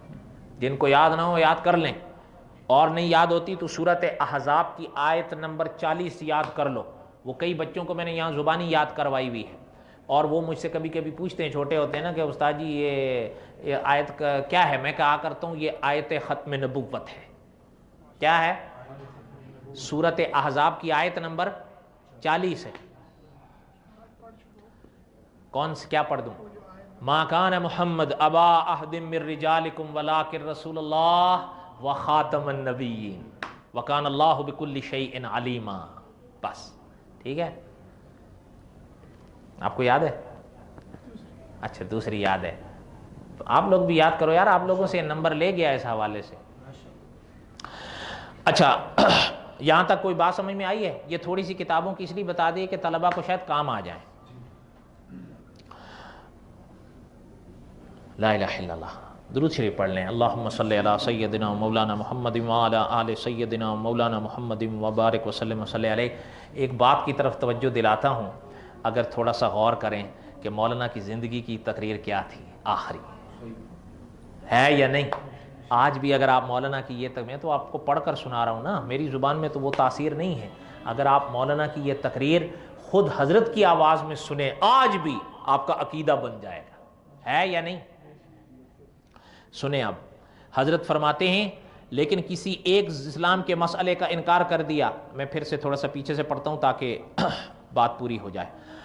ضروریات دین میں سے کسی ایک چیز کا انکار کفر ہے، باقی چاہے ساری چیزوں کو، ساری ضروریات دین کو مانتا ہو، لیکن کسی ایک اسلام کے مسئلے کا انکار کر گیا تو مسلمان نہ رہ پائے گا۔ یہ وہ چیزیں ہیں جو قطعی طور پر ثابت ہیں، ان پر ہر مسلمان کو ایمان رکھنا ہر مسلمان پر ضروری ہے۔ جو اپنے آپ کو مسلمان کہلاتا ہے، اسی طرح رب العزت کو وحدہ لا شریک ماننا، ہر چیز پر ہر وقت قادر ماننا، صرف اور صرف اسی ذات کو معبود ماننا، اسے لیس کمثلہ شیء ماننا کہ اس کی کوئی مثال نہیں، اسے عالم الغیب تسلیم کرنا، اسے علیم بذات الصدور ماننا، اسے حی اور قیوم ماننا، اسے ازلی اور ابدی یعنی ہمیشہ سے ہمیشہ ماننا، یہ تسلیم کرنا کہ اس کی کوئی بیوی نہیں، اس کے کوئی بچے نہیں، اس کی کوئی اولاد نہیں، وہ بالکل ایک ہے، تنہا ہے۔ یہ عقیدہ رکھنا رب العالمین کے لیے ضروریات دین میں سے ہے۔ کیا ہے؟ ضروریات۔ اچھا، یہاں پر تھوڑی سی تنبیہ بھی کرتا جاؤں، پتہ چلتا ہے کہ پھر سوائے اللہ تعالیٰ کے کسی کو عالم الغیب کہنے کی گنجائش ہے؟ مفتی محمد شفیع صاحب رحمۃ اللہ علیہ نے تفسیر معروف القرآن میں ایک جگہ اس بات کو بڑی وضاحت سے لکھا ہے کہ عالم الغیب ہونا، عالم الغیب، علم غیب، یہ اسلامی اصطلاح ہے، سوائے اللہ کے کسی کے لیے استعمال نہیں کی جا سکتی۔ وہ بالکل ایک ہے، تنہا ہے۔ کون؟ یہ عقیدہ رکھنا رب العالمین کے لیے ضروریات دین میں سے ہے۔ اگر کوئی شخص اللہ کو مانتا ہے اور ساتھ یہ بھی کہتا ہے کہ معاذ اللہ اس کی بیوی بھی ہے، جیسے کہ عیسائی کہہ گئے حضرت مریم علیہ السلام معاذ اللہ اللہ کی بیوی ہے، یا اللہ کو مانتا ہے اور ساتھ کہتا ہے کہ اس کے اولاد بھی ہے، جس طرح عیسائی عقیدہ رکھ گئے کہ عیسیٰ علیہ السلام اللہ کی اولاد ہیں، تو یہ اللہ کا انکار ہے، یہ کفر ہے۔ ضروریات دین کے ہر مسئلے کو ماننا ایمان کے لیے لازمی ہے۔ اللہ کو اس کی صفات کے ساتھ مانیں کہ اس کا کوئی شریک نہیں، ہر ایک صفت میں وہ بے مثال ہے، ہر صفت میں، علم میں، قدرت میں، عبادت میں اسے ہر چیز میں تنہا مانیے اور بے مثال مانیے۔ یہ وہ ضروری عقیدے ہیں جن کو ماننا ضروری ہیں اور جن کے بغیر آدمی مسلمان نہیں رہ سکتا۔ اگر ضروریات دین پر پورا ایمان ہے اور پھر کہیں اس کی زندگی میں بد عملی آ گئی تو پھر یہ شخص اپنی بد عملی کی سزا بھگت کر ایک نہ ایک دن ضرور جنت میں جائے گا۔ ضروریات دین کی بات کر رہا ہوں، یہ بھی واضح کر دوں کہ حضرت ابو بکر صدیق رضی اللہ عنہ کو صحابی رسول ماننا یہ بھی ضروریات دین میں شامل ہے۔ سمجھ آئی بات یا نہیں سمجھ میں آئی؟ اس کی تھوڑی سی وضاحت آگے بھی آ رہی ہے، اور آپ کو میں یہ بھی عرض کرتا جاؤں، یا میں اس کو تھوڑا سا آگے عرض کرتا ہوں، پہلے یہ صفحہ سن لیں آپ۔ حضرت فرماتے ہیں صحابی تو بہت ہیں، عمر رضی اللہ تعالیٰ عنہ ہیں، عثمان رضی اللہ تعالیٰ عنہ ہیں، علی رضی اللہ تعالیٰ عنہ ہیں، حمزہ رضی اللہ تعالیٰ عنہ ہیں، طلحہ رضی اللہ تعالیٰ عنہ ہیں، ابو ذر رضی اللہ تعالیٰ عنہ ہیں، ابو ہریرہ رضی اللہ تعالیٰ عنہ ہیں، معاویہ رضی اللہ تعالیٰ عنہ ہیں، سعد بن ابی وقاص رضی اللہ تعالیٰ عنہ ہیں۔ گنتے جائیں، تمام صحابی سچے ہیں، کوئی شک نہیں ان میں، لیکن ان صحابہ اکرام کی حیثیت کسی اور عنوان سے اپنی ایک مستقل حیثیت رکھتی ہے۔ حضرت ابو بکر صدیق رضی اللہ عنہ کو صحابی رسول ماننا ضروریات دین میں شامل ہے، جس طرح اللہ کو ایک ماننا ضروریات دین میں شامل ہے۔ محمد الرسول اللہ صلی اللہ علیہ وسلم کو رسول ماننا ضروریات دین میں شامل ہے۔ اللہ کے فرشتوں کو تسلیم کرنا ضروریات دین میں سے ہے۔ جنت اور جہنم کو تسلیم کرنا ضروریات دین میں سے ہے۔ حضور صلی اللہ علیہ وسلم کو آخری رسول ماننا ضروریات دین میں سے ہے۔ اسی طرح صدیق اکبر رضی اللہ عنہ کو صحابی رسول رسول ماننا ضروریات دین میں سے ہے۔ ضروریات دین کیوں ضروریات دین بن گئے ہیں، اس کو کیوں سمجھا رہا ہوں میں، ان کا انکار کیوں کفر بن رہا ہے؟ اللہ ایک ہے، یہ ضروریات دین میں سے ہے۔ دلیل اس کی قل هو اللہ احد اللہ الصمد لم یلد ولم یولد ولم یکن لہ کفوا احد۔ یہ واضح عقیدہ ہے، اس میں کوئی گنجائش نہیں کہ آدمی پڑھے کچھ اور سمجھے کچھ۔ قل هو اللہ احد کی جو صورت ہے، اس کے جو الفاظ معنی دیتے ہیں وہ بالکل واضح ہیں یا نہیں؟ کہیں آدمی کسی اور کا طرف نکلتا ہے یا نہیں؟ فرمایا یہ الفاظ اپنی جگہ اتنے واضح ہیں جن کا اور کوئی مطلب ہی نہیں نکلتا، ان کے سوا اللہ ایک ہے، وہ بے نیاز ہے۔ ضروریات دین کی یہ تعریف ہے کہ وہ اتنے واضح ہوں کہ ان میں کوئی آدمی کسی موقع پہ دھوکہ کھا ہی نہ سکے، وہ ضروریات دین ہوتے ہیں۔ نہیں سمجھ آئی؟ ضروریات دین کی یہ تعریف ہے کہ وہ مسئلہ اتنا واضح، اتنا دو ٹوک ہوتا ہے کہ اس میں ایک آدمی کو بھی، عام آدمی کو بھی مغالطہ نہیں لگتا، کوئی شک نہیں ہو سکتا۔ وہ مسئلہ ضروریات دین میں شامل ہوتا ہے، اس کا ماننا اسلام ہوتا ہے، اس کا نہ ماننا کفر ہوتا ہے۔ جس طرح آپ اللہ کو ایک مانتے ہیں اور کہتے ہیں کہ یہ ضروریات دین میں سے ہے، اسی طرح محمد الرسول اللہ صلی اللہ علیہ وسلم کی ذات گرامی کا مسئلہ ہے۔ آپ کی رسالت پر بڑی واضح دلیل ہے، محمد الرسول اللہ صلی اللہ علیہ وسلم قرآنی دلیل ہے، اس کا کوئی دوسرا مطلب نہیں نکل سکتا۔ قرآن پاک میں ہے نا محمد الرسول اللہ، ہے یا نہیں؟ قرآن پاک میں محمد الرسول اللہ کا کیا معنی ہے؟ کوئی اور معنی سمجھ میں آتا ہے؟ تو یہ ضروریات دین ہوا یا نہیں؟ سنیں، ما کان محمد ابا احد من رجالکم ولکن رسول اللہ وخاتم النبیین، جو آیت میں نے پہلے پڑھی سورہ احزاب کی آیت نمبر 40۔ اچھا، حضرت فرما رہے ہیں اس آیت کا معنی یہی ہے کہ آپ آخری نبی ہیں، اس کا کوئی دوسرا معنی نہیں ہے، کوئی دوسرا مطلب نہیں ہے۔ اسی طرح قیامت کی بات ہے، یسألونک عن الساعہ، قیامت کے لیے قرآن نے کھلا اعلان کر دیا ہے کہ اس نے آنا ہے، لیکن کب آنا ہے اس کا علم صرف اللہ کے پاس ہے، لیکن اس نے آنا ضرور ہے۔ کس نے؟ قیامت نے۔ قیامت نے آنا ضرور ہے، یہ واضح ارشاد ہے، اس لیے یہ بھی ضروریات دین میں شامل ہے۔ ملائکہ کا وجود تسلیم کرنا بھی ضروریات دین میں شامل ہے۔ ملائکہ کیا ہیں؟ فرشتے۔ کلام پاک میں فرمایا ان اللہ وملائکہ یصلون علی النبی، یہ الفاظ بتاتے ہیں کہ فرشتے وجود رکھتے ہیں، فرشتے ایک قوم ہیں، اس لیے ان پر بھی ایمان رکھنا ضروری ہے۔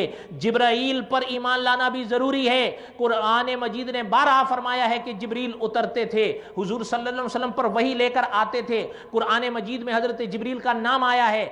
یہ وہ چیزیں ہیں جو ضروریات دین میں سے ہیں، پتہ چلتا ہے۔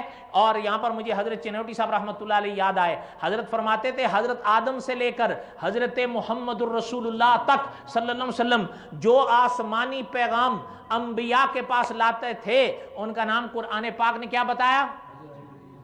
کیا بتایا؟ اور مرزے کے پاس جو پیغام لاتا تھا اس کا نام ٹیچی ٹیچی۔ کیا ہے؟ کیا ہے؟ بولو نا۔ اس کے فرشتے کا نام کیا ہے؟ ٹیچی ٹیچی۔ حضرت فرماتے تھے پتہ چلتا ہے کہ اگر مرزے پر آنے والی وحی رحمانی ہوتی تو کون لاتا؟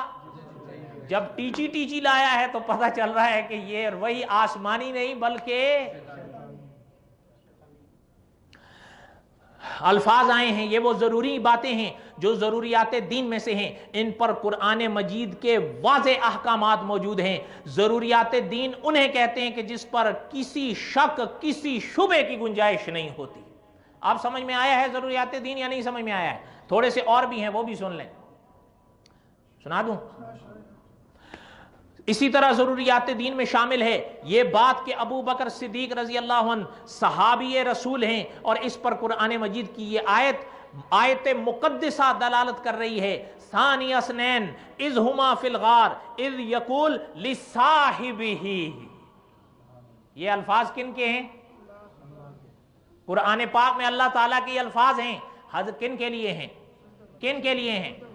اور آپ حیران ہوں گے، اب میں وہ تفسیر تو ساتھ نہیں لایا، مولانا محمد ادریس کاندلوی رحمۃ اللہ علیہ کی تفسیر ہے، تفسیر معروف القرآن، اس کی جلد نمبر 3 میں حضرت لکھتے ہیں کہ اہل سنت تو اہل سنت خود شیعہ متفق ہیں کہ لصاحب ہی صرف ابو بکر صدیق کے لیے ہے۔ نہیں سمجھ آئی بات؟ پتہ چل رہا ہے؟ اچھا ایک جملہ آپ کو میں تھوڑا سا پیچھے لے آتا ہوں، یہ سنا دوں تو اگلی بات بھی سنا دیتا ہوں۔ حضرت ابو بکر صدیق رضی اللہ تعالیٰ کی صحابیت کا اقرار اتنا بڑا مسئلہ ہے، یہاں پر میں مولانا حق نواز جھنگوی مرحوم کی اس کتاب میں سے پہلی تقریر میں سے ایک حصہ آپ کو سناتا ہوں، ہو سکے تو حضرت کی اس تقریر کو خود سنو آپ۔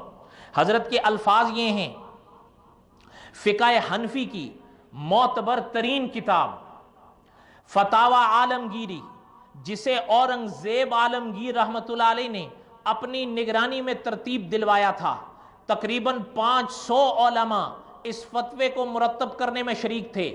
فتاوی عالمگیری میں کھلے الفاظ یہ حقیقت درج ہے، من انکر صحبت ابی بکر فہو کافر، جو شخص ابو بکر کو صحابی نہ مانے وہ کافر ہے۔ پتہ چلتا ہے صدیق رضی اللہ عنہ کی صحابیت کا اقرار ضروریات دین میں سے ہے۔ اور حضرت کے الفاظ آگے سنیں، فرماتے ہیں یہ آج کی بات نہیں، اسے صدیاں بیت گئیں، ابھی نہ میں پیدا ہوا تھا نہ میرا باپ، حتیٰ کہ میرا دادا بھی پیدا نہیں ہوا تھا جس دن یہ 500 مقتدر علماء اکرام اپنے قلم سے صدیق اکبر رضی اللہ تعالیٰ عنہ کے دشمن کو کافر لکھ گئے۔ پتہ چلتا ہے حضرت ابو بکر صدیق رضی اللہ تعالیٰ عنہ کی صحابیت کا اقرار ضروریات اور حضرت ابو بکر صدیق رضی اللہ تعالیٰ عنہ کی صحابیت کا کوئی شخص انکار کر کے مسلمان، ٹھیک ہے، سمجھ میں آئی؟ اور کیوں سنیں، اس لیے کہ اکابر فرماتے ہیں کہ لصاحبہ، کہ قرآن پاک نے یہ لفظ حضرت ابو بکر صدیق کے لیے استعمال کیا ہے۔ اگر کوئی شخص حضرت ابو بکر صدیق رضی اللہ عنہ کی صحابیت کا انکار کرتا ہے، معنی یہ ہے کہ وہ قرآن پاک کی آیت کا انکار کرتا ہے۔ آپ سمجھ میں آئی یا نہیں سمجھ میں آئی؟ اور ایک تفصیل اور بھی ہے جس کی وضاحت یعنی وہ بھی سن لیں۔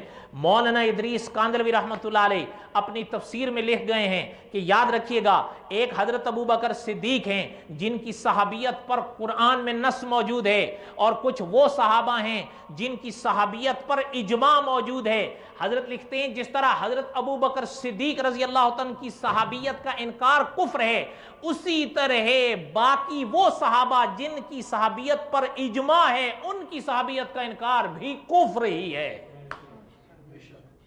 نہیں سمجھ آئی بات؟ ہو سکتا ہے آپ کے ذہن میں آ سکتا تھا نا حضرت عمر بن خطاب رضی اللہ عنہ کے لیے کہیں کہ جی وہاں تو نص نہیں ہے قرآن میں، حضرت عثمان پر تو نص نہیں ہے، لصاحبہ ہی کن کے لیے تھا؟ ان باقی حضرات کے لیے تو نہیں، حضرت علی کے لیے تو نہیں۔ تو یہ سوال پیدا ہو سکتا تھا۔ مولانا ادریس کاندلوی رحمۃ اللہ علیہ نے سوال اٹھنے کی گنجائش نہیں چھوڑی ہے، فرمایا جس طرح حضرت ابو بکر صدیق رضی اللہ تعالی عنہ کی صحابیت کا انکار کفر ہے، جن صحابہ کی صحابیت پر امت کا اجماع ہے ان کی صحابیت کا انکار بھی ویسا ہی کفر ہے۔ سمجھ میں آئی بات؟ آگے سنیں، حضرت فرماتے ہیں یہ لفظ صاحبہ، لصاحبہ، حضرت ابو بکر صدیق رضی اللہ عنہ کے لیے آیا ہے، تو آپ سمجھتے ہیں کہ صحابی صاحب صحابی کے لیے ہے، تو حضرت ابو بکر صدیق رضی اللہ عنہ کی صحابیت پر قرآن مجید کی واضح آیت صحابیت دلالت کر رہی ہے۔ لصاحبہ کا ایک ہی مطلب ہے کہ حضرت ابو بکر صدیق حضور کے ساتھی صلی اللہ علیہ وسلم ہے یا نہیں؟ مولانا ادریس کاندلوی رحمۃ اللہ علیہ اس آیت کی تفسیر میں لکھ گئے ہیں، فرماتے ہیں کہ ساتھی اور صحابی یہ ایک ہی معنی دیتے ہیں، ساتھی اور صحابی ایک ہی معنی دیتے ہیں۔ اصطلاح میں پھر اور رنگ نکھرتا ہے کہ ساتھی آپ کے اور ہمارے بھی ہو سکتے ہیں، لیکن صحابی وہی تھے جو محمد رسول اللہ کے ساتھی تھے۔ سمجھ میں آئی یا نہیں سمجھ میں آئی؟ ہمارے علماء نے اتنی محنت کی ہے عقائد پر، اس ایک تقریر سے بھی آپ کو اتنا واضح ہو سکتا ہوگا، ہوا یا نہیں ہوا؟ ہوا یا نہیں ہوا؟ ہوا نا؟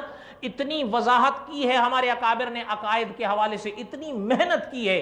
میں آپ کو ایک کتاب کی نشاندہی کر دوں، مولانا سید نور الحسن بخاری رحمۃ اللہ علیہ نے ایک کتاب، یہ جو لفظ یہاں آ رہا ہے نا ثانی اثنین، ہے یا نہیں؟ کلام پاک میں ثانی اثنین کا یہ لفظ آیا ہے نا اسی آیت میں جس میں حضرت ابو بکر کی صحابیت کا ذکر ہے رضی اللہ تعالیٰ عنہ۔ اس ایک لفظ ثانی اثنین پہ مولانا نور الحسن بخاری رحمۃ اللہ علیہ نے ایک کتاب لکھی ہے جس کا نام ہے نبی اور صدیق۔ کیا نام ہے؟ نبی اور صدیق۔ یہ 211 صفحات پر مشتمل کتاب ہے، اس ایک لفظ پر ثانی اثنین، وہ دو میں سے دوسرا، وہ دو میں سے شیخ العرب والعجم محمد مکی صاحب یہاں تشریف لا کر یہ مسئلہ سمجھا گئے تھے کہ اللہ نے یہ نہیں فرمایا وہ دوسرا نہیں فرمایا، ثانی اثنین وہ دو میں سے دوسرا، حالانکہ اللہ یوں بھی تو فرما سکتے تھے نا دوسرا، بات تو پوری ہو جاتی ہے نہیں، لیکن ثانی اثنین وہ دو میں سے دوسرا کیوں فرمایا ہے؟ مکی صاحب کا وہ درس وہاں پہ سن لیں، کچھ کام آپ لوگ بھی اپنے ذمے لیں نا، ٹھیک ہے یا نہیں؟ تھک گئے ہو؟ میں تھک جاؤں تو پھر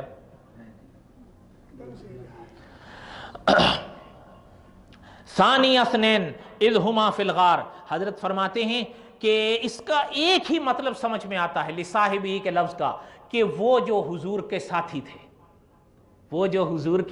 ساتھی تھے، اگر آپ میں ایک اور کتاب کی بھی نشاندہی کر دوں، مورخ اسلام مولانا ضیاء الرحمن فاروقی رحمۃ اللہ علیہ کی ایک کتاب ہے ستارے چاند کے، کیا نام ہے؟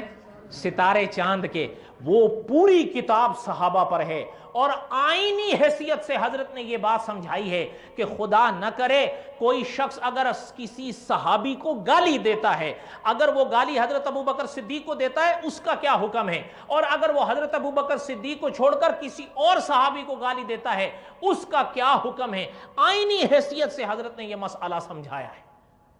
کیا نام ہے اس کا؟ ستارے چاند کے، اگر وہ کہیں مل سکے تو اس کی کوشش کریں، بڑی لاجواب کتاب ہے، انسان پڑھ کر دنگ رہ جاتا ہے۔ پتہ ہے کچھ لوگ، مفتی مجد القدوس خبیب رومی صاحب کے الفاظ بڑے نپے تلے تھے کہ کچھ لوگ لفظی دھوکے دیتے ہیں۔ پچھلے دنوں کا شاید ایک آپ نے بات سنی ہوگی، کچھ لوگوں نے تو اس کو اٹھا کر نا کندھوں پر اٹھا لی اس بات کو، ہو کہ فلاں نے کہہ دیا ہے کہ اصحاب رسول کی توہین حرام۔ کیا؟ اور بولو نا، اصحاب رسول کی توہین حرام۔ وہ ایک ہمارا ہے من چلا، اس نے مجھے بھی بھیجا، پتہ نہیں وہ بڑا معزوز ہوا ہوگا، میرے خیال میں اس نے، وہ مجھے خود ایک دفعہ ملا، کہتا ہے جی ٹھیک ہے درس آپ دے دیتے ہیں بس اور بڑے کام ہے ضروری، وہ میرے حال میں ان میں لگا ہوا ہے وہ ضروری کام، اور وہ شاید ضروری کام میں سے ایک یہ ہے، وہ مجھے بھیج دیا اس کا کہ جی وہ کہتا ہے کہ اصحاب رسول کی توہین کیا ہے؟ حرام۔ کہتا ہے جی وہ تو کہہ رہا ہے، بات اس سے واضح نہیں ہوتی، یہ بڑا پرانا حربہ ہے، اصحاب رسول کی توہین حرام۔ آگے ان سے پوچھو کہ تم یہ بتاؤ کہ اصحاب رسول کی توہین، تم تو یہ لفظ بول رہے ہو نا، یہ بڑا پرانا حربہ ہے، جملہ صحابہ اکرام کی توہین حرام، میرے ساتھ مل کے بولو، جملہ صحابہ اکرام کی توہین حرام اور اہل بیت کی توہین کفر۔ نہیں سمجھ آئی بات آپ کو؟ جملہ یہاں سے پورا کرو، یہ پورا جملہ، یہ نہیں کہ میرے سامنے وہ لے کے آگے خوشی کے مارے دیکھو جی انہوں نے تو کہا ہے صحابہ رسول کی توہین حرام، یہ پورا جملہ، یہ تو بڑا پرانا حربہ ہے، جملہ صحابہ اکرام کی توہین حرام۔ آگے اچھا ایک اور ہے، اس نے یہ لفظ لکھا، جملہ صحابہ اکرام کی توہین حرام، جملہ صحابہ اکرام کی اور ازواج مطہرات کی توہین حرام اور اہل بیت کی توہین کفر۔ اب ہم حق رکھتے ہیں کہ نہیں ہم پوچھیں کہ یہ تفریق کس بنیاد پر کی ہے؟ حضرت ابو بکر صدیق کی توہین تو حرام ہو اور حضرت علی کی توہین کفر ہو، حضرت عائشہ کی توہین تو حرام ہو اور حضرت فاطمہ کی توہین کفر ہو، یہ وجہ فرق ہمیں سمجھا دو۔ نہیں سمجھ میں آئی آپ کو؟ اور مزے کی بات ہے جس نے یہ تفریق کی وہ کہتا اپنے آپ کو عاشق رسول اور اہل سنت ہے۔ چلو غیر کہیں تو ہم تو کہیں، وہ تو کہتے رہتے ہیں نا۔ اب میں اگر آپ کو اس کا نام بتا دوں تو آپ حیران، یہ جو مولانا ہدوٹی ہیں انہوں نے اس کے اوپر بھی ایک کتاب لکھی ہے، لیکن اب وقت نہیں اس کا تعارف کراؤں ورنہ مجھے لوگ سزائے پھانسی دے دیں گے۔ کوئی بات سمجھ میں بھی آئی ہے کہ نہیں سمجھ میں آئی ہے؟ یہ ثواب سارا آپ کے کھاتے میں جا رہا ہوگا، مشورہ تو انہوں نے دیا تھا، ابتدا میں ہم نے تعریف آپ کی وہ سن لینا۔ وہ ماشاءاللہ بول رہے ہیں، اچھا وہ اس مثال کے لیے نہیں۔ اچھا حضرت فرماتے ہیں کہ لصاحب ہی کا ایک ہی مطلب ہے کہ حضرت ابو بکر صدیق رضی اللہ تعالیٰ نبی اکرم صلی اللہ علیہ وسلم کے ساتھ تھے غار میں، ایک ہی مطلب ہے کہ غار میں رسول اکرم صلی اللہ علیہ وسلم نے خود حضرت ابو بکر رضی اللہ تعالیٰ کو صحابی کہا ہے، ایک ہی مطلب ہے کہ رب العزت نے ابو بکر رضی اللہ عنہ کو صحابی رسول کہہ کر ان کے متعلقہ اپنے رسول کو بات یاد دلائی ہے، ان کے متعلقہ اپنے رسول کو بات یاد دلائی ہے اور بیان کیا ہے ثانی اثنین اذ ہما فی الغار، میرے نبی وہ وقت یاد کیجئے جب غار میں آپ فرما رہے تھے اپنے صحابی کو غم نہ کیجئے، لا تحزن ان اللہ معنا، اللہ ہمارے ساتھ ہے۔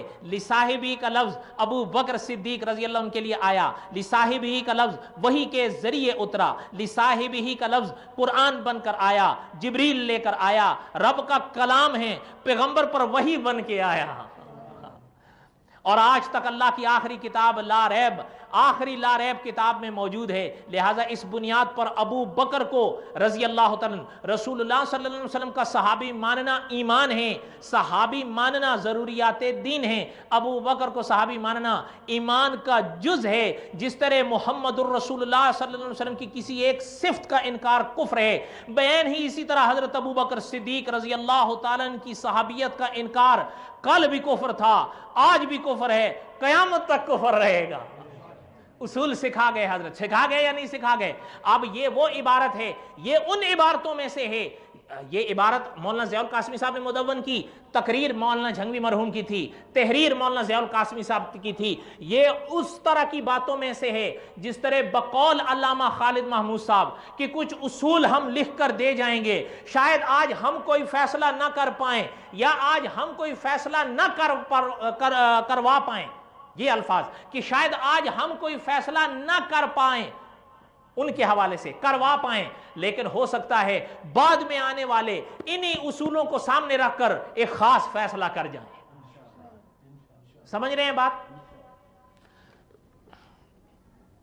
حضرت فرماتے ہیں یہ وہ عقیدے ہیں جو اپنی نئی نسل کو پہنچا جاؤ، ان عقیدوں میں کوئی کھلی بات کرتے جاؤ، ان ضروریات دین میں سے کسی ایک مسئلے کا انکار آپ میں سے کسی شخص کے عقیدے میں پایا جاتا ہو تو میرے بھائیوں بھول جاؤ کہ اس کی بخشش ہوگی، ایک مرتبہ نہیں لاکھ مرتبہ پیشانی رکھ کر نماز پڑھتے جاؤ، یہاں نہیں مسجد نبوی میں نماز پڑھ کے آ جاؤ، مسجد نبوی نہیں بیت اللہ کے اندر نماز پڑھ کر آ جاؤ، اگر کسی شخص کا عقیدہ صحیح نہیں ہے وہ ابدی جہنم میں اس کی بخشش کا سوال ہی پیدا نہیں ہوتا۔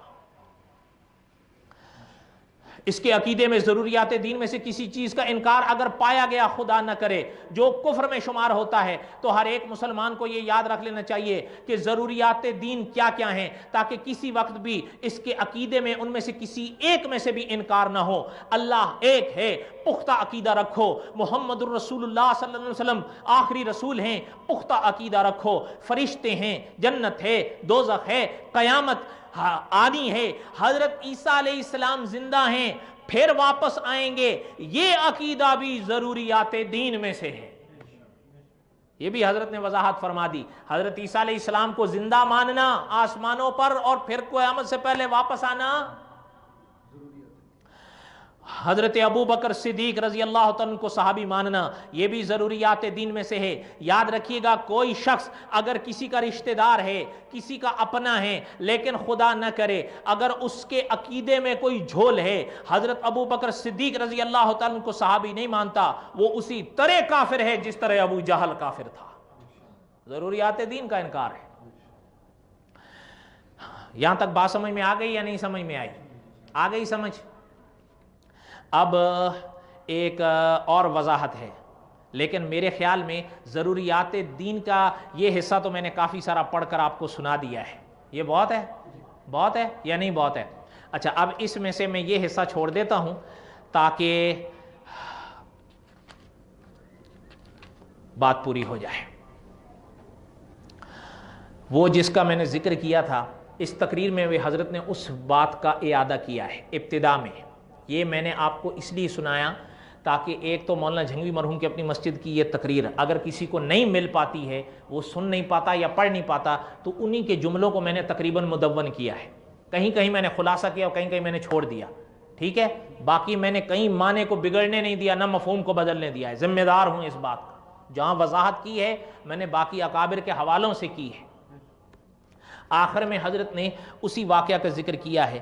حضرت فرماتے ہیں کہ میں واضح کر دینا چاہتا ہوں کہ موت اور زندگی ہم برابر کر چکے ہیں، اور میں آج آپ کو اس بات پر گواہ بناتا ہوں کہ میں نے صدر مملکت کے نام ایک خط لکھا ہے، معلوم نہیں کہ زندگی کب تک ہے، لیکن گواہ رہیں کہ بیرون ملک میرے مولانا عبدالستار تونسوی صاحب، مولانا منظور احمد چنیوٹی رحمۃ اللہ علیہ رحمہم اللہ، اور چند اور علماء کے قتل کا منصوبہ 20 فروری سے لے کر 25 فروری تک کے لیے تیار ہے، جس پر ہم صدر مملکت کو مطلع کر رہے ہیں کہ یہ بات ہونی ہے۔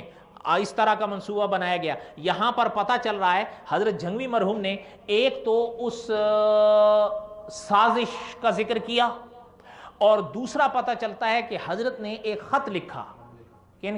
کن کو؟ وہ اس کتاب میں ہے، وہ سناؤں یا چھوڑ دوں؟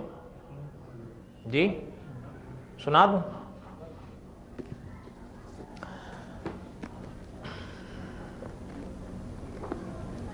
مولانا محمود ہدوٹی صاحب نے 2 خطوں کا ذکر کیا ہے، یہ انہی دنوں کی بات ہے۔ ایک خط حضرت کا تھا اپنے شاگردوں، اپنے دوستوں کے نام، ٹھیک ہے، اور ایک خط تھا صدر مملکت کے نام، جس کا ذکر حضرت نے یہاں کیا ہے۔ آپ کو وہ سنا دیتا ہوں، یہ چھوڑ دیتا ہوں، یا دونوں سنا دوں؟ ایک سنا دوں۔ حضرت فرماتے ہیں، یہ وہ خط ہے جس کا ذکر حضرت کی اس میں ہے۔ صدر غلام اسحاق خان کے نام خط، بخدمت جناب صدر پاکستان، اس زمانے کی بات ہے نا۔ جناب عالی گزارش ہے کہ سائل کا شمار علماء دین میں ہوتا ہے، جس کو اہل سنت والجماعت میں ملک گیر شہرت حاصل ہے۔ سائل آل پاکستان سپاہ صحابہ تنظیم کا بانی، سرپرست اور جامعہ محمودیہ جھنگ صدر کا محتمم۔ یہ حضرت کی ان کا ذکر کر لکھ رہے ہیں اپنا۔ مقامی عوام میں مقبولیت کے باعث عوام کے پرزور اصرار پر گزشتہ الیکشن سن 1988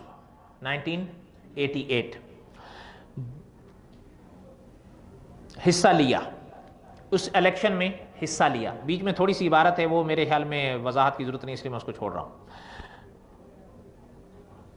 اور 39,000 سے زائد ووٹ حاصل کیے۔ 39,000 کتنے ہوئے؟ 39,000 سے زیادہ۔ شہری حلقے میں سائل کو مخالف امیدواروں کے مقابلے میں تقریباً 15,000 ووٹوں کی برتری حاصل ہوئی۔ سمجھ رہے ہیں؟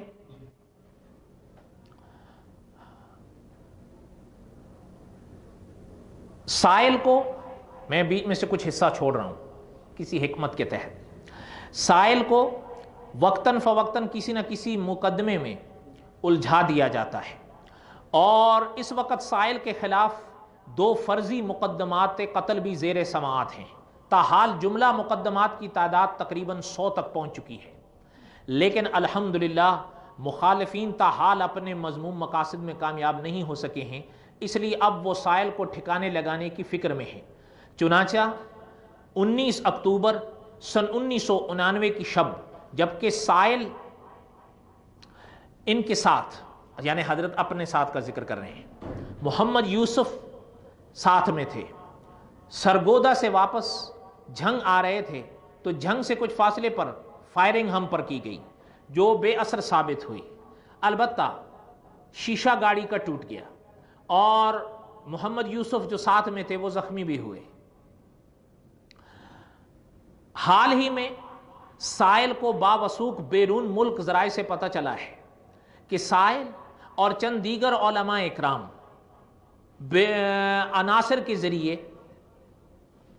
ایک پلاننگ کے تحت ختم کرانے کا منصوبہ ہے، جس پر عمل درآمد 20 فروری سن 90 سے شروع ہوگا۔ مقامی طور پر مندرجہ ذیل لوگ اس میں نمائندہ ہیں۔ یہاں قوسین میں ایک عبارت لکھی ہے، قوسین میں، قوسین کیا ہے؟ بریکٹ، یہاں نام درج نہیں کیے جا سکتے، دوسری جگہ اس کا اشارہ موجود ہے۔ اندرین حالات من سائل اور اس کے متعلقین کی جان و مال کو شدید خطرہ لاحق ہے، اور معاملے کی اہمیت کے پیش نظر حکومت وقت کا فرض ہے کہ ایسی ممکنہ تخریب کاری کا تدارک کرے۔ آخر میں حضرت نے لکھا ہے، حق نواز جھنگوی، محتمم جامع محمودیہ جھنگ۔ سمجھ رہے ہیں؟ اس خط کے اوپر مولانا محمود نے ایک تبصرہ کیا ہے، میں اس کو چھوڑتا ہوں، وقت نہیں ہے، پہلے بھی 5 منٹ اوپر ہو گئے ہیں۔ یہاں تک کوئی باتیں آپ کو سمجھ میں آئی ہیں؟ جو تیار کی گئی تھی سازش اور جس کی اطلاع حضرت کو دی گئی تھی، اسی کے مطابق 20 سے لے کر 25 تک وہ کرنا تھا، 22 کو حضرت شہید کر دیے گئے۔ اس کی کچھ تفصیلات ہم نے گزشتہ درس میں مدون کر دی ہیں۔ البتہ جو ہم نے عنوان قائم کیا، تھوڑا سا اس کی وضاحت کر دوں کہ مولانا جھنگوی علماء کی نظر میں، ٹھیک ہے؟ پھر اس پر ہم اپنے درس کو ختم کر دیتے ہیں۔ اس پر زیادہ وقت نہیں لگے گا، اگر کسی دوست کے پاس وقت ہے تو بیٹھ سکتا ہے، وقت نہ ہو تو جا سکتا ہے۔ میں اپنے اکابرین میں سے ایک بڑی معروف شخصیت کا نام لیتا ہوں جو اب ہم میں نہیں ہے، غالباً سن 1987 میں وہ چلے گئے تھے۔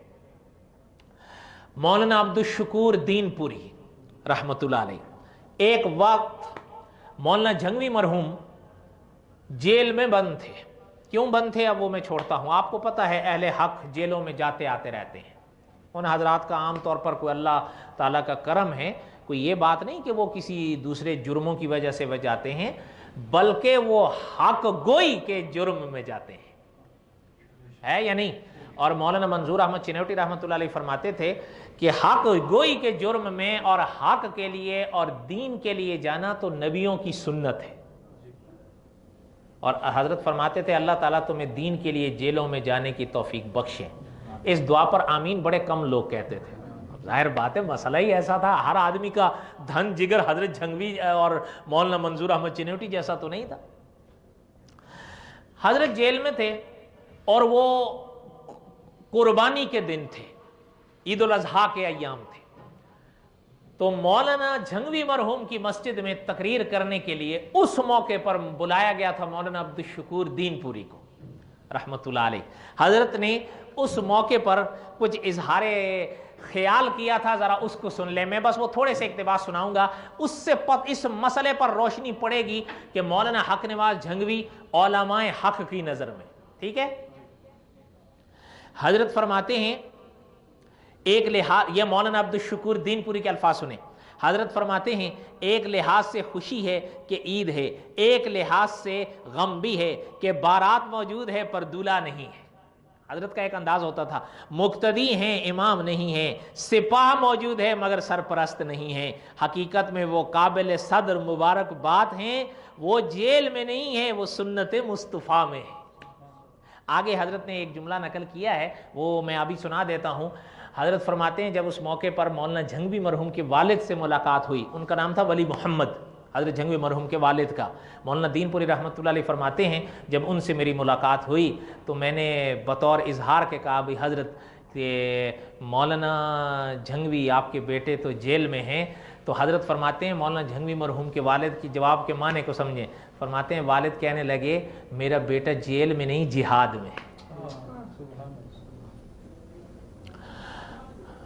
فرمایا جو وہ اس وقت جیل میں نہیں، وہ سنت مصطفیٰ صلی اللہ علیہ وسلم، وہ سنت مصطفیٰ صلی اللہ علیہ وسلم جو آپ صلی اللہ علیہ وسلم نے شیب ابی طالب میں ادا کی تھی، یہی وہ سنت ہے جو امام ابو حنیفہ نے کوفے کے جیل میں ادا کی تھی، یہ وہی سنت ہے مجدد الف ثانی نے گوالیار میں ادا کی تھی۔ اس میں اور بھی تھوڑی سی تفصیل میں چھوڑ دیتا ہوں، تھوڑا سا آگے سنیں۔ حضرت فرماتے ہیں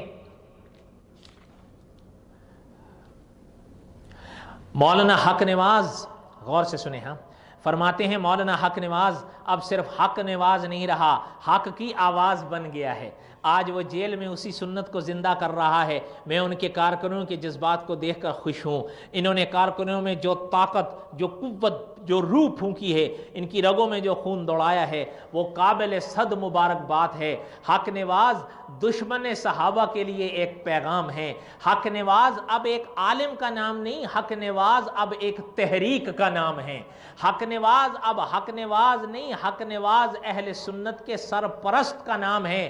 حق نواز اب تنہا حق نواز نہیں، حق نواز محمد رسول اللہ کے عاشق کا نام ہے صلی اللہ علیہ وسلم۔ حضرت کے ان جملوں سے مولانا جھنگوی مرحوم کے بارے میں ان کی رائے سمجھ میں آتی ہے یا نہیں آتی ہے؟ آگے سنیں، حضرت نے ایک اور بات سنائی۔ حضرت فرماتے تھے کہ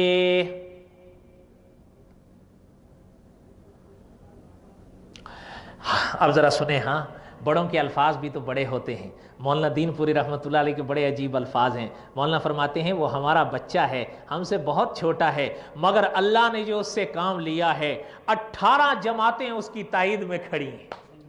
اور آگے سنیں، حضرت فرماتے ہیں مولانا خان محمد صاحب کندیاں والے آنکھوں سے آنسو بہا رہے تھے، تمام علماء نے ان کے موقف کی تائید کی، تمام نے اس کی حامی بھری۔ آج مولانا حق نواز اکیلے نہیں، بلکہ میں سمجھتا ہوں کہ پاکستان کا ہر حق والا عالم حق نواز کی تائید پر ہے۔ سمجھ رہے ہیں؟ اچھا، یہاں مولانا خان محمد صاحب کندیا والوں کا ذکر ہے، ذرا ان کی بھی میں رائے آپ کو تھوڑی سی سنا دوں مولانا جھنگوی مرحوم کے بارے میں، تاکہ وہ رہ نہ جائے۔ سنا دوں؟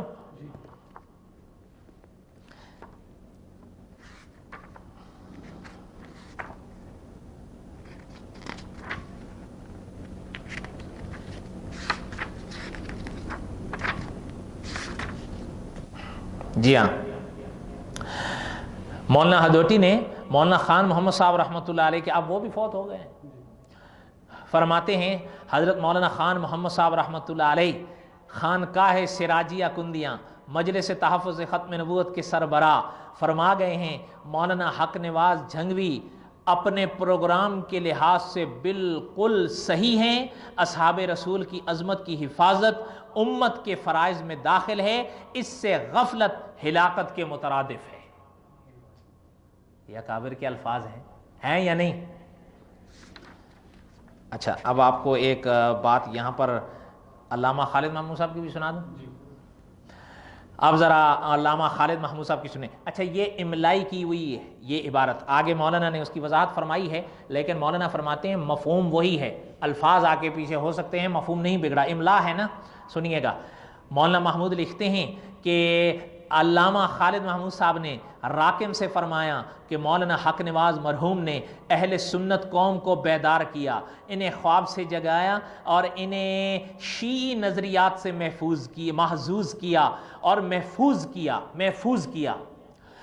پہلے اکابرین نے رد شیعت میں صحابہ اکرام کا دفاع کیا اور اپنی وضاحت کی، صحابہ اکرام کی شخصیات کو موضوع بحث بنانے کی بجائے شیعت کے پیچھے پڑے کہ تم پہلے اپنا ایمان ثابت کرو۔ ان الفاظ سے علامہ خالد محمود صاحب کی رائے مولانا جھنگوی مرحوم کے بارے میں پتہ چلتی ہے یا نہیں؟ اچھا، یہاں پر ایک ہم اکثر ان کا ذکر کرتے رہتے ہیں، وہ بھی سنا دیں، ہمارے پیر و مرشد قاری عبدالحی عابد، اب وہ بھی فوت ہو گئے۔ مولانا نے ان کے الفاظ لکھے ہیں، ذرا سن لیں۔ مولانا ہدوٹی لکھتے ہیں مولانا عبدالحی صاحب غازی آباد لاہور کے خطیب ہیں، فرماتے ہیں مولانا حق نواز نے جام شہادت نوش فرما کر ثابت کر دیا ہے کہ انہوں نے توحید و رسالت، عظمت صحابہ اور مسلک اہل سنت کا جو پروگرام پیش کیا تھا وہ حق تھا۔ ان سے اکابرین کے ان جملوں سے پتہ چلتا ہے کہ مولانا حق نواز جھنگوی مرحوم کے بارے میں ان اکابرین کی رائے کیا تھی۔ سمجھ میں آیا یا نہیں سمجھ میں آیا؟ اب ذرا تھوڑی سی یہ بات بھی سن لیں، مولانا عبد القیوم حقانی سنیں، شیخ الحدیث مولانا عبد الحق صاحب تھے نا اکوڑا خٹک والے رحمۃ اللہ علیہ، ان کے شاگرد رہے ہیں، ذرا ان کے الفاظ بھی سن لیں۔ حضرت فرماتے ہیں مولانا حق نواز جھنگوی مرحوم کی شہادت صرف پاکستان کے مسلمانوں کے لیے نہیں بلکہ عالم اسلام کے تمام اہل سنت والجماعت کے لیے ایک حادثہ ہے، ایک سانحہ ہے، مگر افسوس اور ماتم تو ان محرکات کا ہے جو سیاسی بھی ہیں مذہبی بھی ہیں، ورنہ مولانا حق نواز جھنگوی کی قابل رشک شہادت صد مبارکباد کے قابل ہے، ماتم کا نہیں بلکہ مردان حق اور قافلہ دعوت کے لیے 100,000 افتخار کا مقام ہے کہ وہ بھی حضرت شاہ ولی اللہ محدث دہلوی رحمۃ اللہ علیہ، حضرت شاہ عبدالعزیز رحمۃ اللہ علیہ، حضرت سید احمد شہید بریلوی رحمۃ اللہ علیہ، حضرت حافظ ضامن شہید رحمۃ اللہ علیہ، حضرت مولانا محمد قاسم نانوتوی رحمۃ اللہ علیہ، امیر شریعت سید عطا اللہ شاہ بخاری رحمۃ اللہ علیہ، مولانا سید حسین احمد مدنی رحمۃ اللہ علیہ، مولانا عبد الشکور لکھنوی رحمۃ اللہ علیہ، سلف صالحین اور کابرین اہل سنت کے طریقے پر عمل پہرا رہے۔ اس سے بات پتہ چلتی ہے کہ مولانا حق نواز جھنگوی مرحوم اسی راہ پر تھے جس پر ہمارے یہ اکابرین تھے، یا کسی انوکھی راہ پر تھے؟ سمجھ رہے ہیں یا نہیں؟ اب میں آپ کو اور بھی سناؤں، یہاں پر کچھ میں نے سنا بھی دیے ہیں اس لیے میں چھوڑتا ہوں، البتہ یہ ایک آخری سنا دیتا ہوں آپ کو، مولانا محمد اسلم شیخو پوری کے الفاظ رحمہ اللہ، وہ بھی نہیں رہے۔ مولانا اسلم شیخو پوری نے جو الفاظ رحمۃ اللہ علیہ حضرت جھنگوی مرحوم کے لیے لکھے تھے، ذرا ان کو سنیں۔ ہاں، حضرت لکھتے ہیں یہ ایک حقیقت ہے جسے بہرحال چھٹلایا نہیں جا سکتا کہ بھولے بھٹکے مسلمانوں کے دلوں میں صحابہ اکرام اور ازواج مطہرات کی محبت عظمت بٹھانے کے سلسلے میں بڑی جماعتوں اور انجمنوں نے سالہ سال میں وہ کام نہیں کیا جو کام یہ شعلہ چند سالوں میں کر گیا ہے۔ شعلے سے مراد کون ہے؟ ان کی تقریر میں ایک شعلہ ہوتا تھا نا، فرماتے ہیں ان کا نام حق نواز تھا، خود وضاحت بھی کر دی، ان کا نام حق نواز تھا، اور واقعی حق نے انہیں حق گوئی کی صفت سے نوازا تھا۔ ٹھیک ہے، اب باقی کو میں چھوڑ دیتا ہوں۔ ان سے اتنی روشنی تو پتہ چلتی ہے کہ مولانا حق نواز جھنگوی مرحوم علماء کی نظر میں۔ اچھا، اب یہ تھوڑا سا حضرت دین پوری کا میں سنا دوں تاکہ یہ پورا ہو جائے۔ حضرت فرماتے ہیں جب میں ہسپتال میں تھا، یہ مولانا نے اپنا ایک قصہ سنایا۔ حضرت دین پوری رحمۃ اللہ علیہ فرماتے ہیں جب میں ہسپتال میں تھا، ایک دن مولانا حق نواز جھنگوی مجھ سے ملنے آئے، میری عیادت کے لیے آئے تو میں نے ماتھا چوما۔ کیا ہے؟ میں نے ماتھا چوما۔ میں نے کہا بیٹا تیری جان خطرے میں ہے، ہزاروں پستول تیرے طرف اٹھے ہوئے ہیں۔ حضرت فرماتے ہیں کہ مجھے کہنے لگے کہ حضرت اگر ایسا ہے تو وہ میری شہادت کا دن ہوگا، میں محمد صلی اللہ علیہ وسلم کے صحابہ اکرام کے سامنے سرخرو ہو کر جاؤں گا۔ الفاظ سمجھ میں آئے؟ اچھا، ایک اور یہاں پر رہ گئے ہیں وہ بھی سنا دوں۔ مولانا حق نواز جھنگوی حضرت چنوٹی کی نظر میں، سنا دوں؟ اب باتیں تو اصل میں بہت ہوتی ہیں نا، اب کیا کیا ہم سنائیں، سن لیں۔ ہاں، معذرت کے ساتھ۔ مولانا ہدوٹی لکھتے ہیں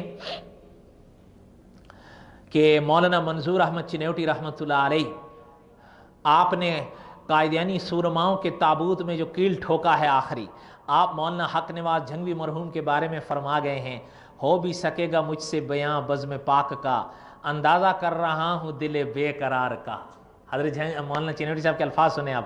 امیر عظیمت مولانا حق نواز جھنگوی رحمۃ اللہ علیہ کا تعارف مختصر الفاظ میں جو کرایا وہ یوں تھا۔ حضرت فرماتے تھے عالم با عمل، صاحب عظیمت، شعلہ بیان مقرر، نڈر اور بے خوف، سپہ سالار، عاشق رسول صلی اللہ علیہ وسلم اور فدائے اصحاب رسول صلی اللہ علیہ وسلم، اہل سنت قوم کی متاع عزیز، جو بگولا بن کر اٹھا، آندھی کی طرح آیا، شہادت کا عظیم مرتبہ پا کر دنیا سے چلا گیا۔ وہ اپنی صفات کمالات کے لحاظ سے اس دور مصلحت امیزی کا آدمی نہیں تھا، بلکہ 2 صدی پہلے کا کوئی انسان تھا۔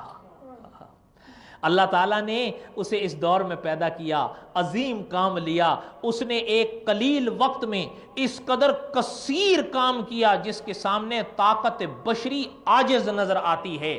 ہم سوائے یہ کہنے کے اور کچھ کہہ نہیں سکتے، تا وقت یہ کہ تائید غیبی شامل حال نہ ہو کہ این سعادت بزور بازو نیست تا نہ بخشت خدا بخشندہ۔ وہ بظاہر ایک شخص تھا لیکن اللہ تعالیٰ نے اس سے کام ایک تحریک کا لیا ہے۔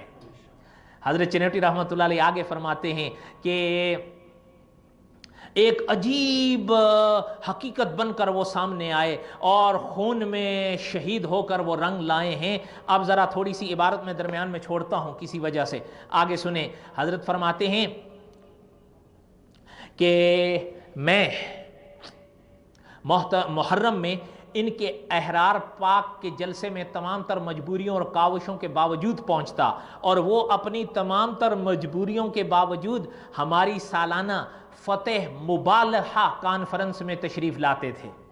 یہ فتح مبالغہ کانفرنس بھی ایک لمبی تفصیل ہے، پھر کبھی موقع ہوگا تو حضرت چنوٹی صاحب رحمۃ اللہ علیہ کے موقع پر آپ کو سناؤں گا۔ انسان اگر اپنا ضمیر مطمئن کر لے اور اس کا اپنا انسان کا ضمیر مطمئن ہو تو حالات کا بگاڑ اس کے راستے کی دیوار نہیں بن سکتے۔ حضرت چنوٹی صاحب فرماتے ہیں مجھے ایک دن فرمانے لگے کہ آپ بھی اپنی جماعت سے، اب میں یہاں پر تھوڑا سا دو عبارتوں کو چھوڑتا ہوں، لہٰذا میں اور آپ حضرت جھنگوی اور حضرت چنوٹی صاحب، یہ حضرت جھنگوی نے فرمایا حضرت چنوٹی صاحب سے، لہذا میں اور آپ مل کر ایک اہل سنت کا پلیٹ فارم بنائیں جس پر اہل سنت قوم کو متحد کر کے کام کریں۔ قادیانیت کا مسئلہ تو کسی حد تک حل ہو ہی چکا ہے، اب اہل سنت قوم کی متحد کر کے دشمنان صحابہ اکرام جو در حقیقت اسلام ہی کے دشمن ہیں کام کرنے کی ضرورت ہے۔ مولانا چنوٹی رحمۃ اللہ علیہ فرماتے ہیں کہ میں نے حضرت کی اس دعوت پر فکر کرنے کا وعدہ کیا تھا۔ یہاں سے حضرت جھنگوی حضرت چنوٹی کے نظر میں پتہ چلتے ہیں کہ نہیں پتہ چلتے؟ ٹھیک ہے، اب اس سلسلے کی آخری چیز سنا کے بس کرتا ہوں، اور وہ کیا ہیں؟ وہ یہ ہے، یہ الفاظ ہیں مورخ اسلام مولانا فاروقی مرحوم کے، جو جن کے ساتھ رہتا ہے نا وہ بڑے خوب اس کو دیکھے ہوتے ہیں، لیل و نہار سامنے ہوتے ہیں یا نہیں سامنے ہوتے، ٹھیک ہے۔ بڑے پرانے دور کی بات ہے، شاید آپ نے سنا ہو کہ حرم میں ایک شخص ظاہر ہوا تھا مہدی کا دعویٰ کر کے، اس نے حرم ہی بند کر دیا تھا۔ ہم مزاح نہیں کر رہا ہوں، ان دنوں میں مولانا ضیاء القاسمی صاحب، وہ لمبا قصہ نا میں سنا نہیں سکتا، مولانا ضیاء القاسمی صاحب رحمۃ اللہ علیہ جب واپس تشریف لائے فیصل آباد میں، حضرت کے ساتھ تقاریر میں ایک صاحب ہوتے تھے، وہ بھی فوت ہو گئے، بڑے یعنی جن کو کہنا اب دیداور، تو حضرت کے سامنے ہوتے، تو وہاں مولانا ضیاء القاسمی صاحب سے کسی صاحب نے پوچھا بھی حضرت جس وقت یہ حادثہ ہوا اس شخص کا تو آپ تو وہاں تھے، وہ کیسا ہے، وہ کیسا ہے؟ تو حضرت نے، وہ جو ساتھ بیٹھے تھے نا، اب بے تکلف ساتھی تھے، دوست، کہنے لگے کہ یہ اس کا صحابی بیٹھا ہے، اس کو دیکھ کے اس کو سمجھ جاؤ۔ یہ اصول سمجھا گئے۔ اسی روشنی میں حضرت چنوٹی صاحب رحمۃ اللہ علیہ فرماتے ہیں اگر مرزا قادیانی کے بارے میں نہ کوئی سمجھ آیا کرے نا تو اس کے جو چیلے چانٹے ہیں نا ان کو پڑھ کے سمجھ جایا کرو، پھر تمہیں خوب حضرت صاحب سمجھ میں آ جائیں گے۔ نہیں سمجھ میں آئی؟ جو ساتھی ہوتے ہیں نا، کیونکہ وہ آپ ان سے کیا چھپائیں گے، کتنا چھپائیں گے، پتہ چل جاتا ہے۔ اب ذرا مولانا فاروقی مرحوم جنہوں نے لیل و نہار حضرت جھنگوی کے دیکھے تھے، ذرا سا ان کو سن لیں۔ حضرت جھنگوی مرحوم کے جانے کے بعد کی یہ کانفرنس تھی جس میں مولانا فاروقی مرحوم کے یہ الفاظ تھے، اور یہ ان کے شہر میں ہوئی تھی تقریر۔ حضرت فرمائیے، مولانا فاروقی مرحوم کے میں الفاظ لے رہا ہوں، ہاں، مولانا فاروقی مرحوم نے فرمایا کہ میں نے حق نواز جھنگوی جیسا جری انسان نہیں دیکھا۔ میں آج آپ سے کہہ سکتا ہوں کہ پاکستان کی 42 سالہ تاریخ میں ایک عالم بتاؤ اعتراف عظمت کے باوجود جس پر 300 مقدمے تقریر کے قائم کیے گئے ہوں، حق نواز جھنگوی کے علاوہ، جس کا داخلہ 600 مرتبہ ضلعوں میں بند کر دیا گیا ہو، حق نواز جھنگوی کے علاوہ ریکارڈ موجود ہے، داخلہ بندیوں کے کاغذات موجود ہیں۔ ایک آدمی بتاؤ عالم ہو اور اس پر 3 قتل کے مقدمے قائم کیے گئے ہوں، 3 مرتبہ قاتلانہ حملہ ہو، 15 فروری کو اطلاع ملتی ہے کہ 25 تاریخ سے پہلے تجھے ہم ختم کریں گے، 15 کو اطلاع ملی اور 16 کو پھر وہ صدیق اکبر کے دشمن کو کافر کہتا ہے، 17 کو پھر للکارتا ہے، 18 تاریخ کو اس نے اپنی زندگی کی آخری تقریر کی ہے فیروزہ ضلع رحیم یار خان میں۔ وہ تقریر سنو، تقریر بتاتی ہے کہ حضرت حق نواز جھنگوی شہادت کے قریب پہنچ چکے ہیں۔ اس کے بعد شہادت سے 2 دن پہلے لاہور میں آئے، ایک مکان میں ٹھہرے، تھوڑی دیر کے بعد ایک فون آتا ہے کہ مولانا حق نواز جھنگوی یہاں موجود ہیں۔ حالانکہ اس گھر کا کسی کو پتہ نہیں تھا۔ مولانا اسحار قاسمی اس وقت حیات تھے، مولانا اسحار قاسمی ساتھ تھے، انہوں نے کہا یہاں نہیں ہے۔ مولانا حق نواز جھنگوی وہاں سے دوسری جگہ گئے، تھوڑی دیر کے بعد وہاں فون آیا کہ مولانا یہاں پہنچ گئے ہیں، انہوں نے کہا کہ مولانا یہاں نہیں ہیں۔ اتنی بات سنی تو مولانا حق نواز جھنگوی مرحوم نے کہا کہ یارو چھوڑو یہ بات نہ ہو، کہہ دو یہاں موجود ہے، دروازے اب کھول دو، جب سر پر آ گئی ہے تو کون ٹال سکتا ہے۔ میرے بھائیوں، میں نے مولانا جھنگوی کو اتنا قریب سے دیکھا ہے کہ شاید اتنا قریب سے ان کے کسی معاصر نے ان کو نہ دیکھا ہو۔ میں طالب علمی سے شہادت سے 3 دن پہلے تک ان کے ساتھ رہا ہوں، میں نے ایسا جری انسان نہیں دیکھا۔ میں کبھی کبھی حیران ہوتا تھا کہ سب لوگ مخالف ہو گئے، سب دشمن ہو گئے، سب سد راہ ہیں، لیکن ان کے حوصلے میں فرق نہیں آ رہا۔ میں نے ان سے کہا تھا کہ ہم تھوڑی سی نرمی کر لیں، کچھ حکمت عملی اپنا لیں۔ حق نواز جھنگوی مرحوم نے کہا کہ ضیاء الرحمن، اس جگہ جہاں میں اب پہنچا ہوں، موت آئے گی تو آئے گی، میں وہاں سے نہیں ہٹوں گا، میں پیچھے نہیں ہٹ سکتا۔ اور میں نے مولانا حق نواز مرحوم سے کہا تھا کہ دیکھیے اس وقت ہمارے اپنے لوگ مخالف ہو رہے ہیں، تو حضرت فرماتے ہیں، مولانا جھنگوی مرحوم نے فرمایا تھا کہ ضیاء الرحمن، اگر میں مخلص ہوا، اگر میری جدوجہد صرف میرے خدا کے لیے تھی تو میں مر گیا تب بھی کامیاب ہوں گا، اور اگر میرے اندر نمائش ہے تو پھر مجھے ویسے ہی ختم ہو جانا چاہیے، پھر میری زندگی اور تقریروں کا کوئی فائدہ نہیں ہے۔ لیکن آپ نے دیکھا کہ پاکستان میں حق نواز شہید کا پیغام اس وقت کہاں تک پہنچا ہے۔ میں اس دفعہ حج پر گیا، میں نے مکہ مکرمہ میں سینکڑوں نوجوان دیکھے، حق نواز جھنگوی کا نام آتا ہے تو دھاڑے مار کر روئے ہیں۔ امام کعبہ کے الفاظ تھے کہ ہم نے اپنی زندگی میں جھنگوی جیسا شخص آج تک نہیں دیکھا ہے۔ امام کعبہ کہتے ہیں میں نے حق نواز کا چہرہ نہیں دیکھا، لیکن اتنے عمرے اور اتنے طواف میں نے ان کے لیے کیے ہیں، میں نے کسی عالم کے لیے نہیں کیے۔ یہ امام کعبہ کے الفاظ ہیں۔ مولانا حق نواز کو میاں والی جیل سے رہائی کے بعد ایک لڑکے نے، جس کا نام یہاں لینا مناسب نہیں، اس نے ٹکٹ دیا، پیسے دیے کہ حضرت آپ عمرے پر آئیں۔ حق نواز جھنگوی مرحوم نے جو جواب اس کو دیا کہ کیسے آؤں، ابو بکر رضی اللہ تعالیٰ اور عمر رضی اللہ تعالیٰ کی جالی پر کیسے جاؤں؟ اس ملک میں ابو بکر رضی اللہ تعالیٰ اور عمر رضی اللہ تعالیٰ کو ماں بہن کی گالی دے جا رہی ہے، میں کیسے کھڑا ہو جاؤں ان کے سامنے؟ میں اس مرتبہ رسول اللہ صلی اللہ علیہ وسلم کے روزے پر سلام کے لیے پیش ہوا، میں نے سلام پڑھا، ابو بکر رضی اللہ عنہ کے روزے پر آیا، میری چیخیں نکل گئیں، میرے دل میں خیال آیا اے اللہ تیری کیا تقسیم ہے۔ 2 دفعہ حق نواز جھنگوی مرحوم کو ٹکٹ آیا، لیکن وہ ابو بکر و عمر رضی اللہ عنہما کے روزے پر نہیں آ سکے، جس کی وکالت کرتے رہے، جن کی وکالت کے جرم میں ذبح تک ہو گئے۔ تیری کیا حکمتیں ہیں اللہ۔ حضرت فرماتے ہیں میں مسجد نبوی سے باہر نکلا، ایک کار کھڑی تھی، میں قریب سے گزرا، میرے کانوں میں آواز آئی کہ مولانا حق نواز کی تقریر ہو رہی ہے۔ حضرت فرماتے ہیں میرا قائد فاروق اعظم کی شان بیان کر رہا تھا، فاروق اعظم کا مزار سامنے تھا اور مولانا جھنگوی مرحوم، حضرت جھنگوی مرحوم مولانا حضرت عمر بن خطاب رضی اللہ تعالیٰ کی شان بیان کر رہے تھے۔ میرے قائد حق نواز نے ایک راستہ متعین کیا ہے کہ اللہ تعالیٰ آپ سب کو، ہم سب کو اس کی حفاظت نصیب فرمائیں، اور دعا کریں کہ اگر اور ہم کچھ نہیں کر سکتے تو دعا کریں کہ اللہ تعالیٰ ہمیں ان کے نقش قدم پر، اور دعا کریں کہ اللہ تعالیٰ ہمیں ان سے حسن ظن قائم رکھنے کی توفیق بخشیں۔ یہ بڑی بات ہوتی ہے۔ اب ایک اور شخص تھا، وہ بھی مر چکا ہے، مولانا حق نواز جھنگوی مرحوم نے اس کے علاقے میں ایک تقریر کی تھی حکمت کے تحت، چونکہ اس کی زبان بہت بڑھ گئی تھی۔ حضرت نے اس کو ایک مشورہ دیا تھا کہ تم اپنی مسجد میں بیٹھے ہو، اپنی تھاں بیٹھے ہو، اپنی زبان کو سنبھال کے استعمال کرو، اپنا موقف بیان کرو، غلط ہے یا جو بھی ہے وہ تم جانو، لیکن زبان کو بعد مت نکالو، اپنی حد سے باہر استعمال مت کرو۔ ہمارے اکابرین کو گیدڑ، پنڈت، پوپ، ان لفظوں سے اگر تم نے بیان کیا آج کے بعد تو تیرے عبدالحکیم کی داستان پھر حق نواز برسرعام بیان کرے گا. یہ چیلنج دیا. اور یہ آپ کہیں گے یہ تو کوئی ایسی بات نہیں, لیکن اس کے ساتھ حضرت نے جو تتمہ رکھا وہ یہ تھا کہ میں کہہ رہا ہوں اگر تو اپنی زبان بند کرے گا تیرا راز حق نواز کے سینے میں قبر میں جائے گا, لیکن میں کھل کے تجھے کہتا ہوں کہ حق نواز کا کوئی ریکارڈ زندگی کا تجھے ملتا ہے تو تو بھی بیان کر. یہ دعویٰ کوئی کر سکتا ہے؟